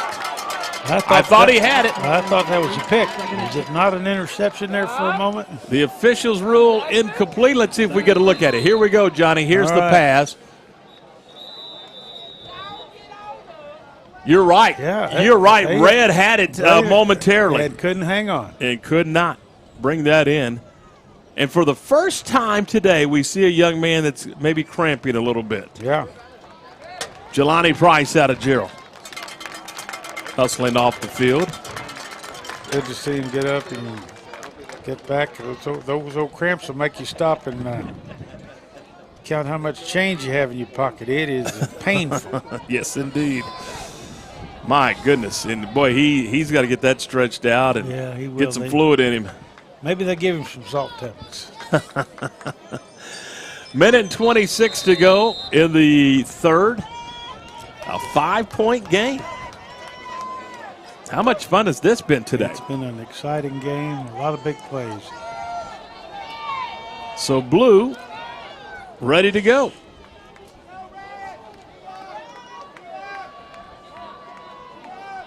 They're waiting. Yeah, they're going to run the play here. They had a little confusion, and Martin's going to throw, and he throws complete to Sandoff, who runs out of a tackle, and he's up the sideline for a first down. That's 12 yards. I tell you what, he is a dangerous guy with the football in his hands. He can go all the way at any moment. He is something else to watch. So a first down completion to the 46. Blue will have a new set of downs. And quite frankly, they need something good to happen after giving up 2 scores here in the second half. It was 27-8 at intermission, and it's 27-22 now in favor of the Blue. And it is going to be the quarterback Moore up the middle. Think he handed off, Tom, or did he fumble the ball? Not sure. Maybe we can get a replay. Yeah, it was a scrum in there, and yeah. You heard the crowd roar. Here we go. Moore keeps the ball, and it does come loose. It's on the carpet. That's what I thought. And they were somebody was Johnny on the spot from that Blue team. Couldn't tell who that was. I thought it was one of those linemen. It was. Still having a hard time figuring out who it is. Yep. And it's second down and 10 from the 47-yard line. Out of the shotgun. Here's Justin Moore on a bootleg, and he's in some trouble. And will just step out of bounds for a 5 or 6 yard loss back at the 40, but it could have been a lot worse. Yeah, that was a play that they needed, but he did use a little bit of discretion there and not throw it upfield for and chance an interception. That will be the final play of the third quarter. With our score, Blue 27, Red 22. Come back with us for the fourth quarter as we continue with the 15th Annual Victory Bowl in just a moment.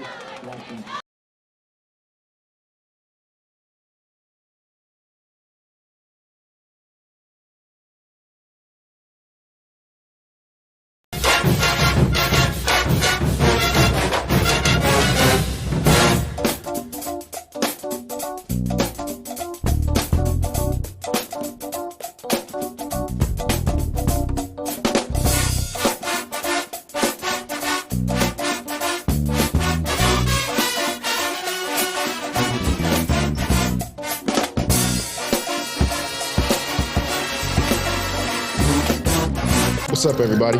My name is Jalen Gillis. You may know me from Centex Sports Network.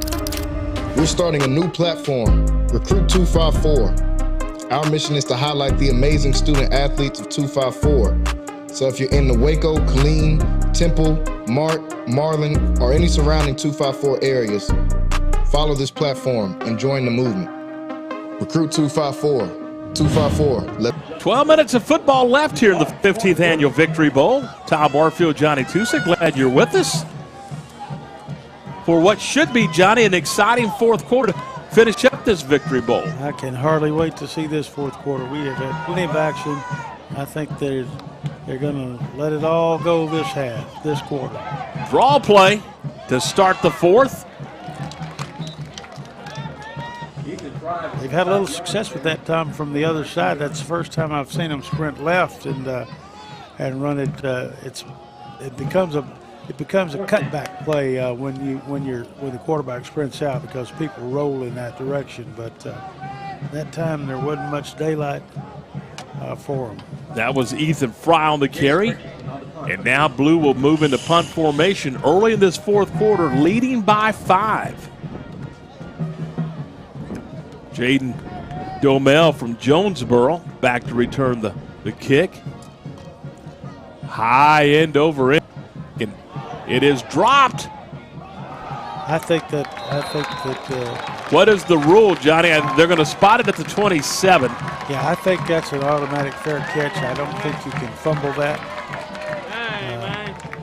And it will be the Red's team. Red football. Yeah, that's a no return deal. So if there's no return, there's no fumble.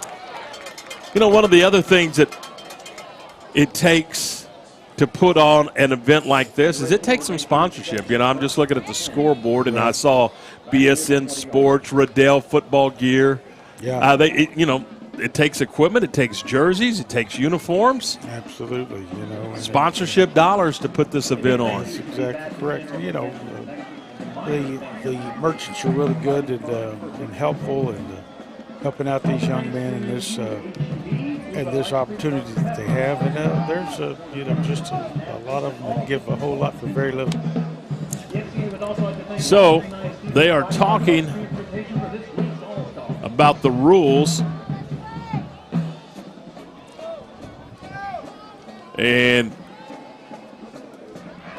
there's, well, it is the Reds football. Yeah, I think, of course, this is when the rule gets fuzzy, when it's supposed to be a fair catch and it's not, and then somebody else falls on it. But it should be a dead ball right where he touched it, whether he caught it or not. It's a no return. If there's no return, there's no fumble. So Red with the football, first down and 10. 85 yards from the field, from the pay dirt. And on first down, Martin going to throw. In some trouble. Hit as he throws, and it's incomplete. Well, that was good pursuit by Blue, and never really gave Martin an opportunity to set up and throw the football. No, he didn't. Here's another look at it. See Martin on the bootleg, and he's just trying to find somebody, and then realize, hey, I got to get rid of this thing. It was. So it's second down and 10. Back at the 16-yard line with 11:03 to go in the football game. Red moving left to right. Martin again, low snap, it's on the ground back at the 2-yard line, and he slings it out of bounds at the 17. Wow. And Johnny, he got it back to the line of scrimmage and then some. Wow, that's a headsy play by the quarterback. That could have been disastrous for the Reds. The heads-up play by quarterback, getting the ball and then having the wherewithal to get rid of it. And that was really truly quite a phenomenal play. He was standing right at the goal line, as you see, and getting rid of the football. Wow.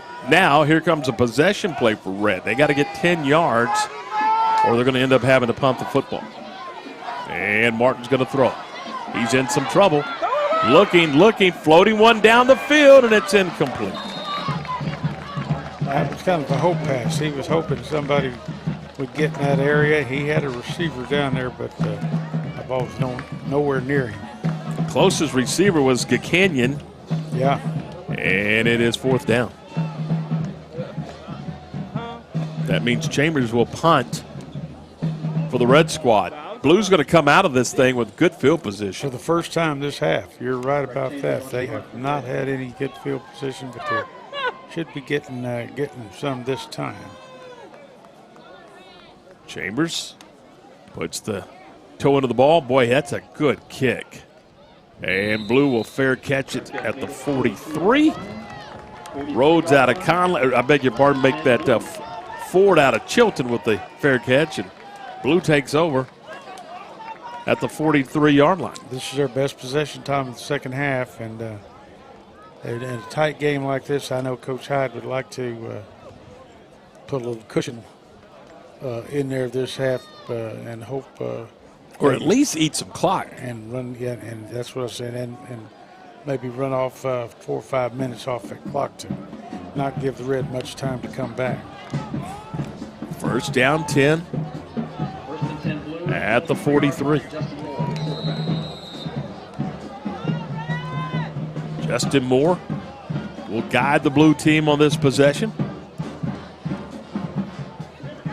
And he keeps it for a couple of yards. I thought for a moment he was handing off to Sandoff, and yeah, he faked the power sweep outside, and that's one of the favorite plays out of the shotgun is for that wide sweep to be faked, have people run in that direction, and then use your backside guard to trap for the quarterback and see if he can't go right up the middle. Second down. Inside power play is what it amounts to. Second and 8 for the Blue. Anderson on the carry for about 3 or 4 up to the midfield stripe. And it's going to bring up third down for Blue. Counter tray again that time to the halfback. They've used that play quite often. Coach Hyde loves pulling those linemen and getting them out in front of those running backs. So if you've ever watched the La Vega Pirates, you see that quite often. 3rd down, 3. Blue needs the 47 of the red squad to pick up a first down and keep the clock moving. And they're going to hand it off. It's close, but he's short of the first down. Anderson on the carry once again. And it's going to bring up 4th down and a yard and a half, and a decision for Blue. You know, if you punt, you give red an opportunity. If you don't pick it up on 4th down, then you give red the ball near midfield. But if you get it, you can eat up another 3 or 4 minutes. That's right. Now, you're Don Hyde, Tom. Are you going to punt it or are you going to go for it? If this was the La Vega Pirates, he'd have that punt team out there faster to make your head swim. I know Don Hyde. You know what? But this is an all-star game of sorts. Yeah, that's right. And he's going to let the clock bleed down to 1 second and call a timeout and talk about it. That's exactly correct. It's, as you said, it's an all-star game, but there's something inside each one of those coaches that is ticking like it's a big game. So we'll see what happens. 27-22, Blue on top, and we're back after this.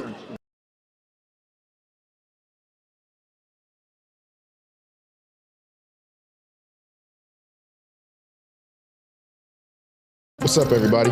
My name is Jalen Gillis. You may know me from Centex Sports Network. We're starting a new platform, Recruit 254. Our mission is to highlight the amazing student athletes of 254. So if you're in the Waco, Killeen, Temple, Mart, Marlin, or any surrounding 254 areas, follow this platform and join the movement. Recruit 254. 254, let's run it up.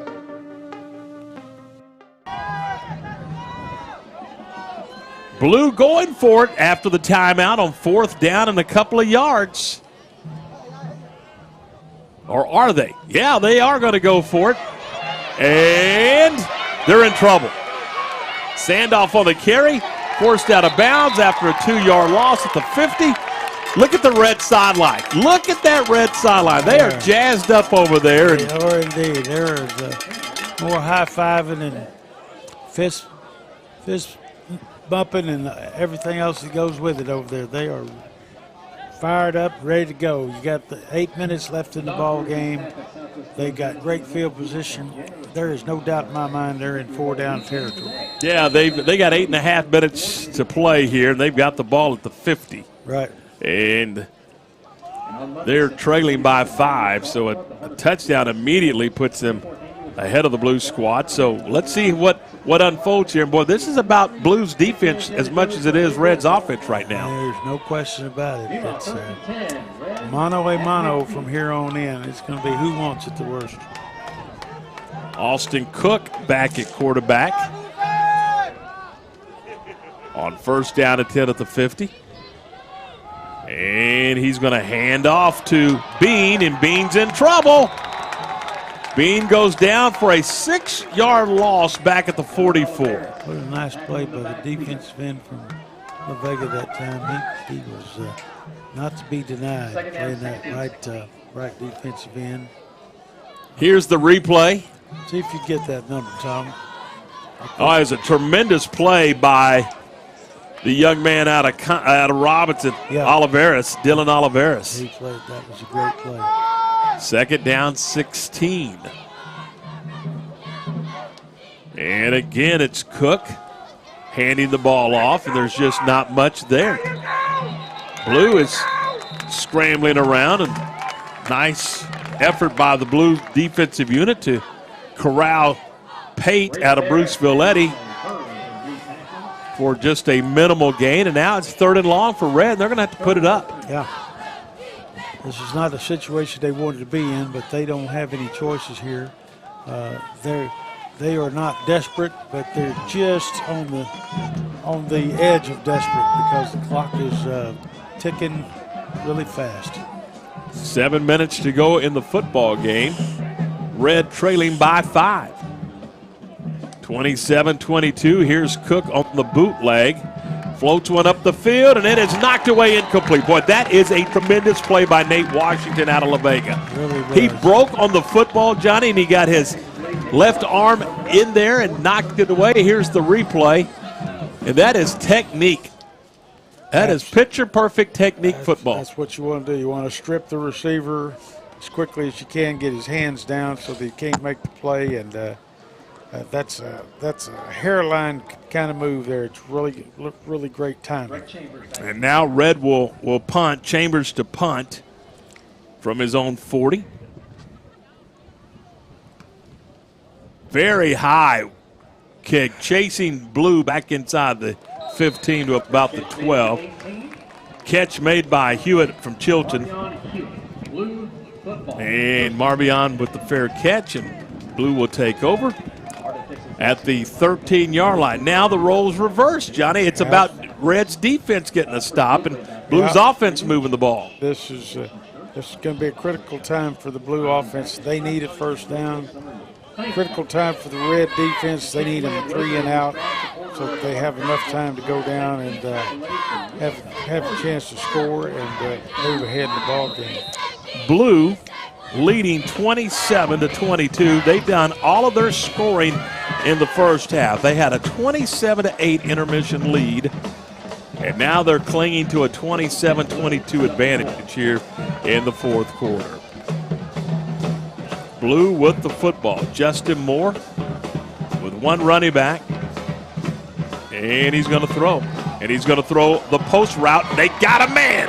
It is caught for a first down and a whole lot more. That is Braylon Brandon from Corsicana breaking free and down the sideline and finally corralled at the 34-yard line. Holy smokes, what a play. What sideline, Tom, do you think Old Mo's on now? Look down there, and you see nothing but the excitement on that blue bench, and they are jazzed and ready to go. Big plays will do that for a team. That's a big uplift for them. Dixon from McGregor High School just couldn't get him on the ground. He was doing his best to get that ball down there as far as he could. So Blue with the football at the 34 of Red with a new set of downs. Moore on first down dials his own number, and he'll take it for about 4 yards, maybe even 5, depending on the spot. And Blue getting a little push up front. Yeah, they are smelling it now. This is an opportunity for them to go up by 2 scores, and with the amount of time remaining on the clock, that spells almost doom for the Red team. We're inside 6 minutes to play in the game. Blue with a second down and 6 from the Reds' 30. Here's Moore. Wanting to throw. Firing across the middle. It's incomplete, but there was contact. Yeah, there's the flag. That may be an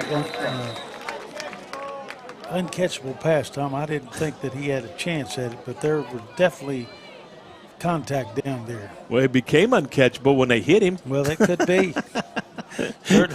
Certainly couldn't go any further, could he? No. Brandon, the intended receiver. And I think uncatchable is a relative term when yes, you're it is. Pounded down there. When you're laying on your back. Exactly right. Seeing what part of the sky the sun was in. So here's the major 15-yard walk-off against the Red. Should put the football down around the 15, and it does. I think Coach Woodard and them are pleading that ball was uncatchable. I always get tickled about uncatchable, Johnny. Well, yeah, it's uncatchable if you're getting knocked around. That's exactly correct. First down and 10 for the Blue at the 15. Moore up the middle. What a nice run by Fry out of Mildred High School. And now little flag after the play. And well, it's hot out there. Well, extracurricular, the big lineman from the Blue team got involved. I think he's getting called to the sidelines, and they're going to ask him, what do you think you accomplished by jumping on that other guy and getting us a penalty? So it's unsportsmanlike conduct against the Blue squad. That's a huge call. Yeah, he was, well, he jumped on a kid after he thought he got pushed. It was extracurricular after the whistle. There's no sense in it, no need for it. It's a selfish maneuver, and it has no place. Now the blue is back outside the 20. And a handoff goes to Fry once again. Fry down around the 20-yard line with 5 minutes to go in the contest. Same counter tray, same side. That's been working for them all day, Tom. They've made good yardage off that play. So it is third down for Blue. They need about 19. Yep. They need to get the football down to about the 5. So it's more like 3rd and 21. It's going to be... or 3rd and 16, I'm sorry. I can do the math. Tell you, Tom, if they don't make it here, I wouldn't be surprised if they did try a field goal, because that puts... well, they're going to have to call a timeout. The play clock was just about to expire. So they do call a timeout. And we'll take it with them. With 4:20 to go in the game, it's Blue 27 and Red 22. We're back with more in just a moment.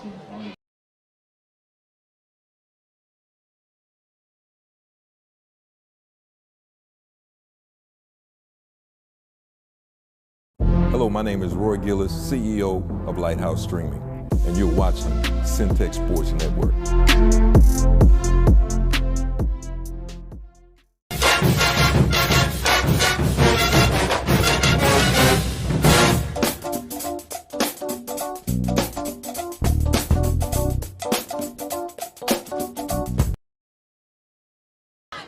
Fourth quarter coming down to the wire with 4:20 to go in the game, 27-22, Blue on top of Red, and here we go, third down and long. Football at the 21, the spot needed the 15, and Moore's going to throw. He's throwing for the end zone. There's contact. The ball's intercepted, but there's also a flag down at the goal line. The Red team did intercept the pass. Bobby Drake out of Bremont High School with the pick, but I think they're going to get a pass interference call, Coach. Looks like it. He was jammed up. There was contact while the ball was in the air, and I think they're going to call that against the Red. They are. It's going to go against Dixon out of McGregor High School for the contact, and that should give the Blue an automatic first down, which is a huge, huge play for Don Hyde's squad. No question. And it will be a first down for Blue. And again, all of the scoring here in the second half has been done by the Red team. 2 third-quarter touchdowns to get this to a 5-point game. However, Blue will have it first and goal after the pass interference call that took place in the end zone. That's a huge, huge play for the Blue team right there, getting that break and getting the ball inside the 5-yard line now. And 4 downs to get that done. So that's the red defense has got their work cut out for them. So they put the football at the 5. It is first and goal, Blue, with 4:14 to play in the game.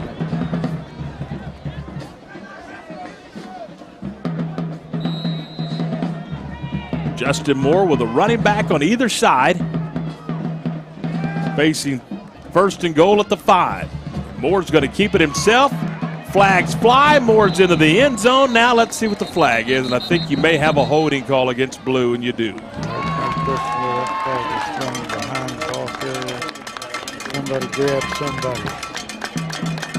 Nice play fake by Justin Moore, riding the running back, and then carrying the ball on into the end zone. However, you do have the holding call, which pushes the football back to the 15. This has been kind of a yo-yo situation. It has been.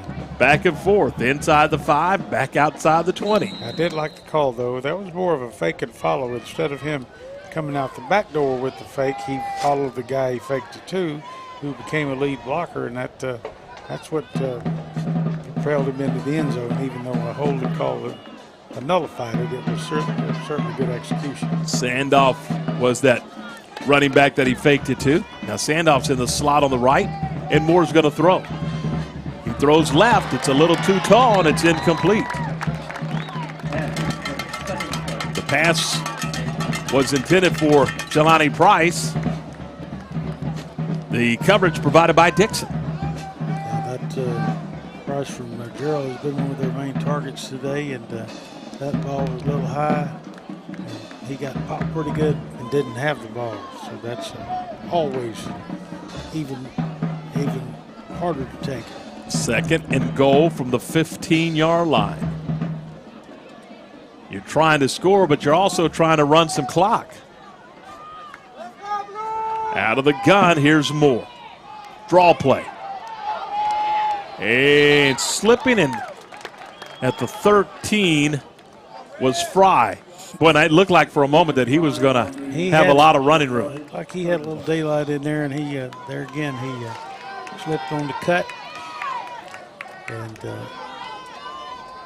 yeah, his feet just come out from under him. He really did. Wished he could have gone a little further. But there again, it's that left foot, right foot again. You can't cut off that inside foot without going down. So it is 3rd and goal from the 13-yard line. 2 receivers to the top of the formation. Here's Moore to throw. Pumps. Scramble. Runs. Out of bounds at around the 5, which, well, here comes a decision. You're up by 5. Kick a field goal, and you got a touchdown lead at 8. Go for it, and you can put the game away possibly. Yeah, I'll tell you what, though, I'd go the 3's a better choice because of the distance there. I think that's exactly what they're going to do. I think they're doing the right thing. If they could kick a field goal, go up by 8. Probably the best the Red can do is tie the game. Preston Robinson will hold. Morales to kick from the 13. This is a 23-yard field goal.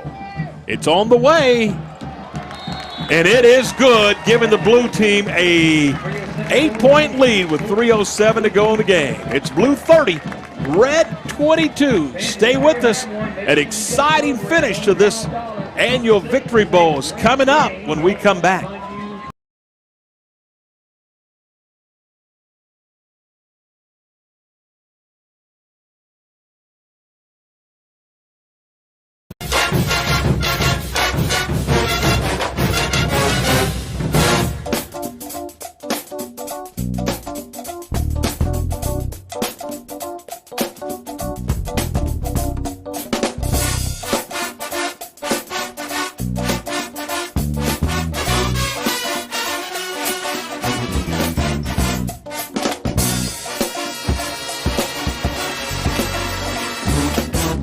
What's up, everybody? My name is Jalen Gillis. You may know me from Centex Sports Network. We're starting a new platform, Recruit 254. Our mission is to highlight the amazing student athletes of 254. So if you're in the Waco, Killeen, 3:07 to go in the football game. And Blue to kick off. Blue has trailed one time in this contest, and that was with 3 seconds to go in the first quarter when it was red 8 and the blue 7. Here's the kickoff at the 15-yard line. And it is Drake bringing it out to the 35. And that is where red will have it, 1st down and 10. 1st and 10 red at the 35-yard line. With 3 minutes to go in the game, and Coach Tusa, this should be an exciting finish. Indeed, it will be. This is going to be do or die for the red team, and of course, the blue team, the blue coaching staff is do not let anybody get behind you. Do not let them catch a deep ball. We'll make them bleed slowly. Red needs a touchdown and a 2-point conversion. The red out of the shotgun. Here's a handoff and a nice run up the middle on 1st down. Unexpected. I was thinking pass. Were you not thinking pass? Yeah, I'm thinking that, with 3 minutes to go, you got to go get some things done. And instead, red runs the draw, and Pate will take it up to the 41. Their thinking was the same. It may catch them off guard. I believe that there has been one overtime game in this series. Here's the quarterback, Martin, throwing it upfield. It is caught along the sideline and into blue territory. And boy, he is still going. How about that effort? Wow. How about the effort of Buchanan out of Axtell? Yeah, what a great effort. Chris Buchanan from Axtell just would not be denied. He gave it all he had. Back in 2010, Red defeated Blue 20-14 in overtime. How about that? So there has been one overtime game in this annual series.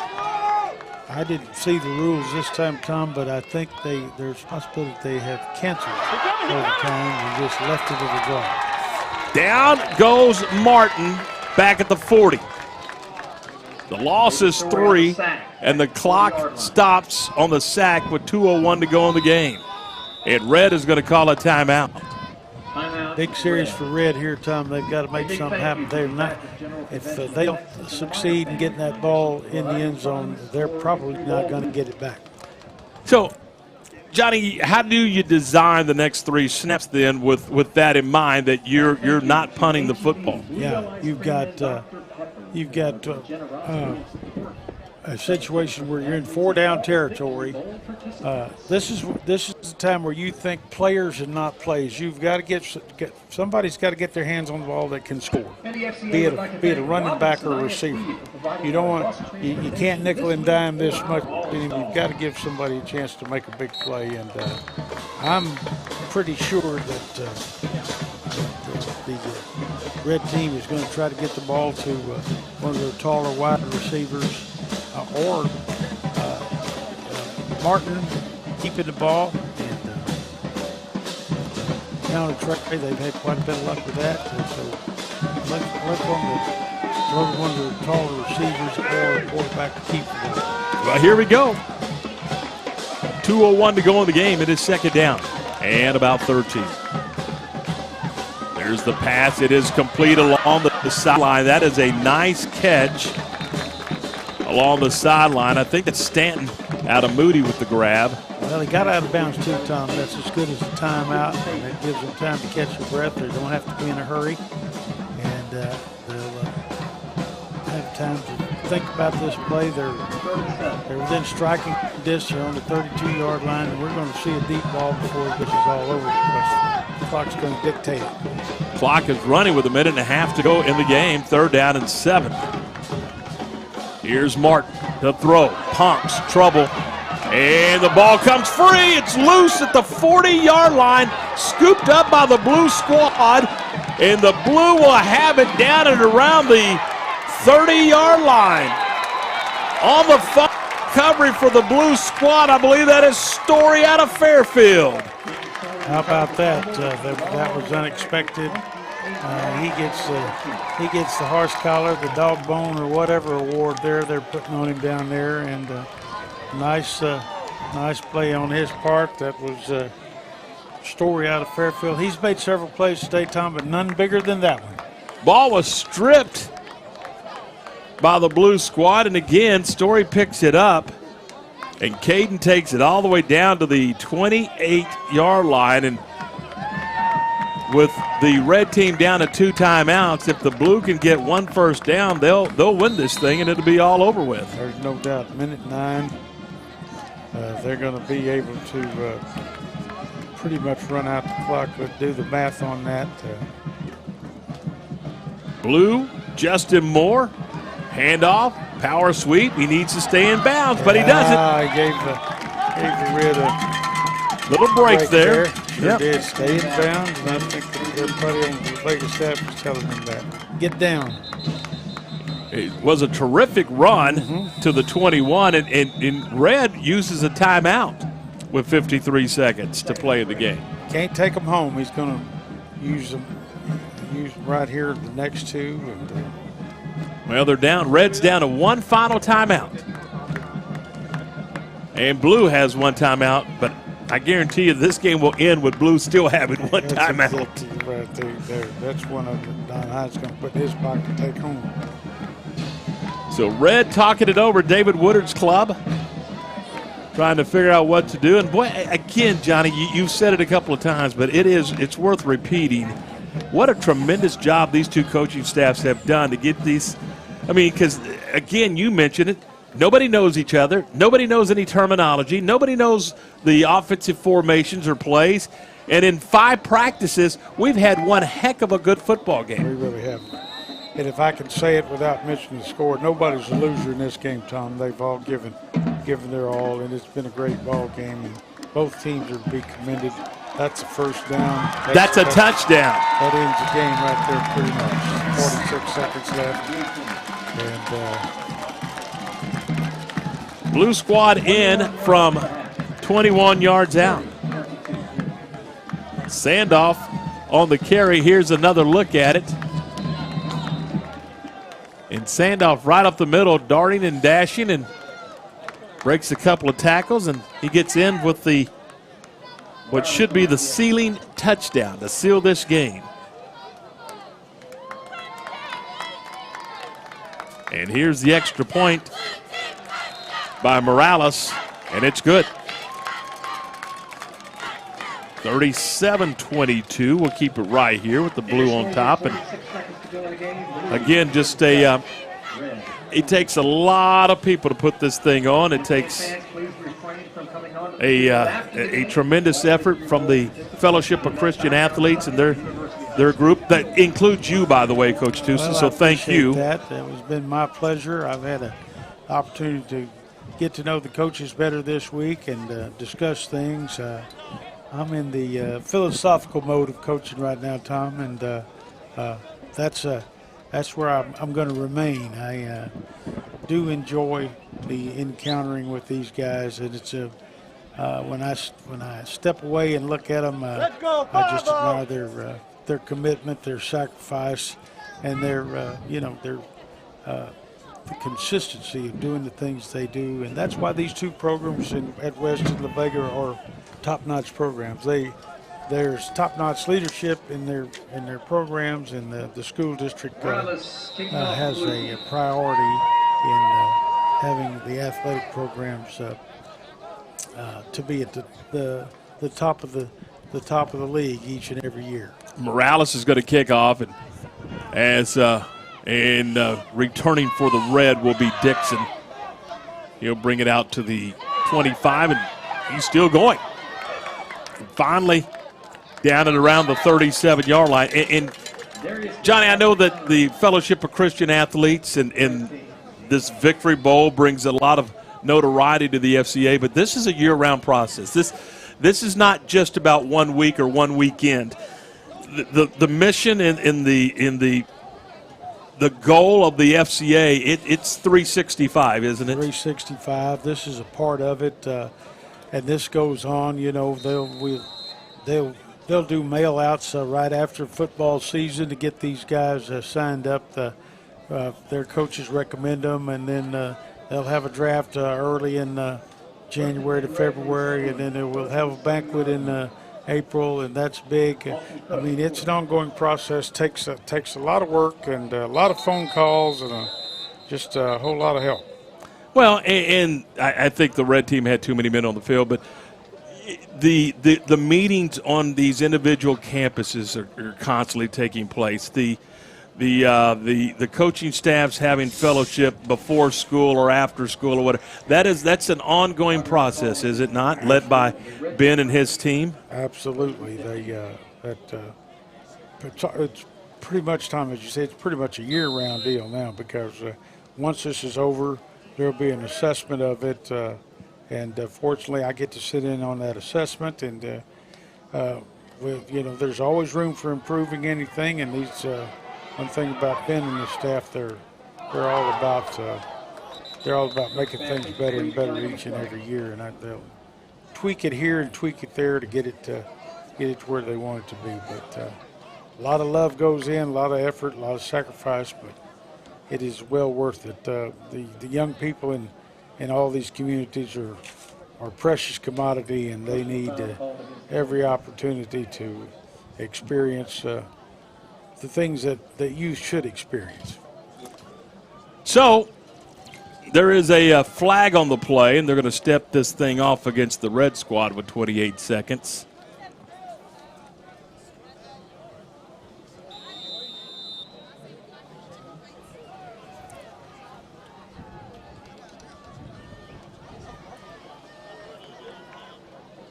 Red with the football.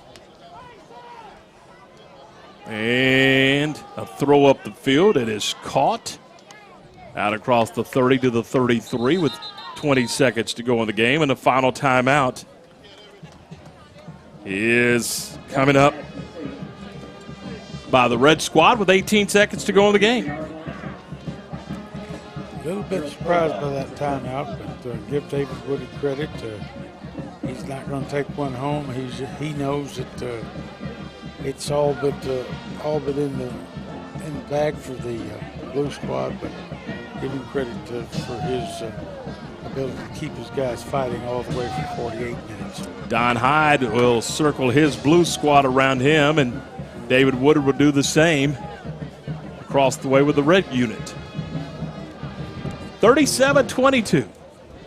Blues going to win it this afternoon, but it really has been an entertaining game. I mean, with 1:42 to go in the third quarter, it was a 5-point game at 27-22. And with about 5 minutes left in the game, it was anybody's game. So the big fumble caused it to turn around and go back to the Blues' favor. But that's ball games are sometimes not won, but they are lost, and it's one of those things.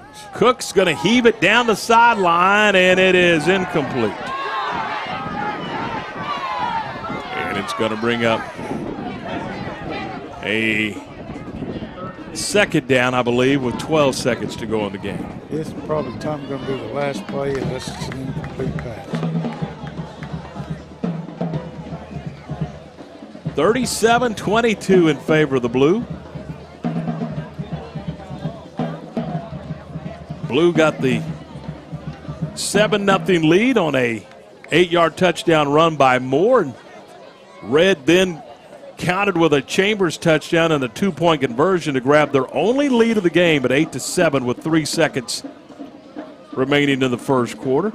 Then after that, the Blue squad never trailed. It's been close a couple of times, but they never trailed. Stone on the move, up the middle of the field on what should be the final play of the game, and it will be. So Blue will win it this afternoon by a final of 37-22 over the Blue squad, over the Red squad rather, in a very much an entertaining football game here at Waco ISD Stadium, Coach. Absolutely, Tom. We were treated to just an outstanding game with outstanding effort, and from a bunch of quality coaches and young people. It was just a joy to be a part of it. So, for our entire Centex Sports Network crew and for Coach Johnny Tusa, my name is Tom Barfield. Again, the final score. Blue wins it over Red 37-22. Good afternoon from Waco ISD Stadium. That's a wrap.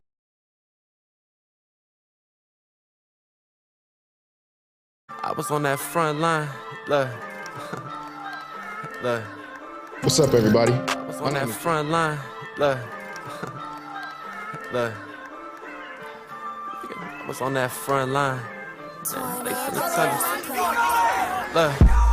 I was on that front line. How they finna tell us it ain't our time? Search what you can't find. I do it for them days that we couldn't shine. I was on that front line. How they finna tell us it ain't our time? I was on that front line. Look.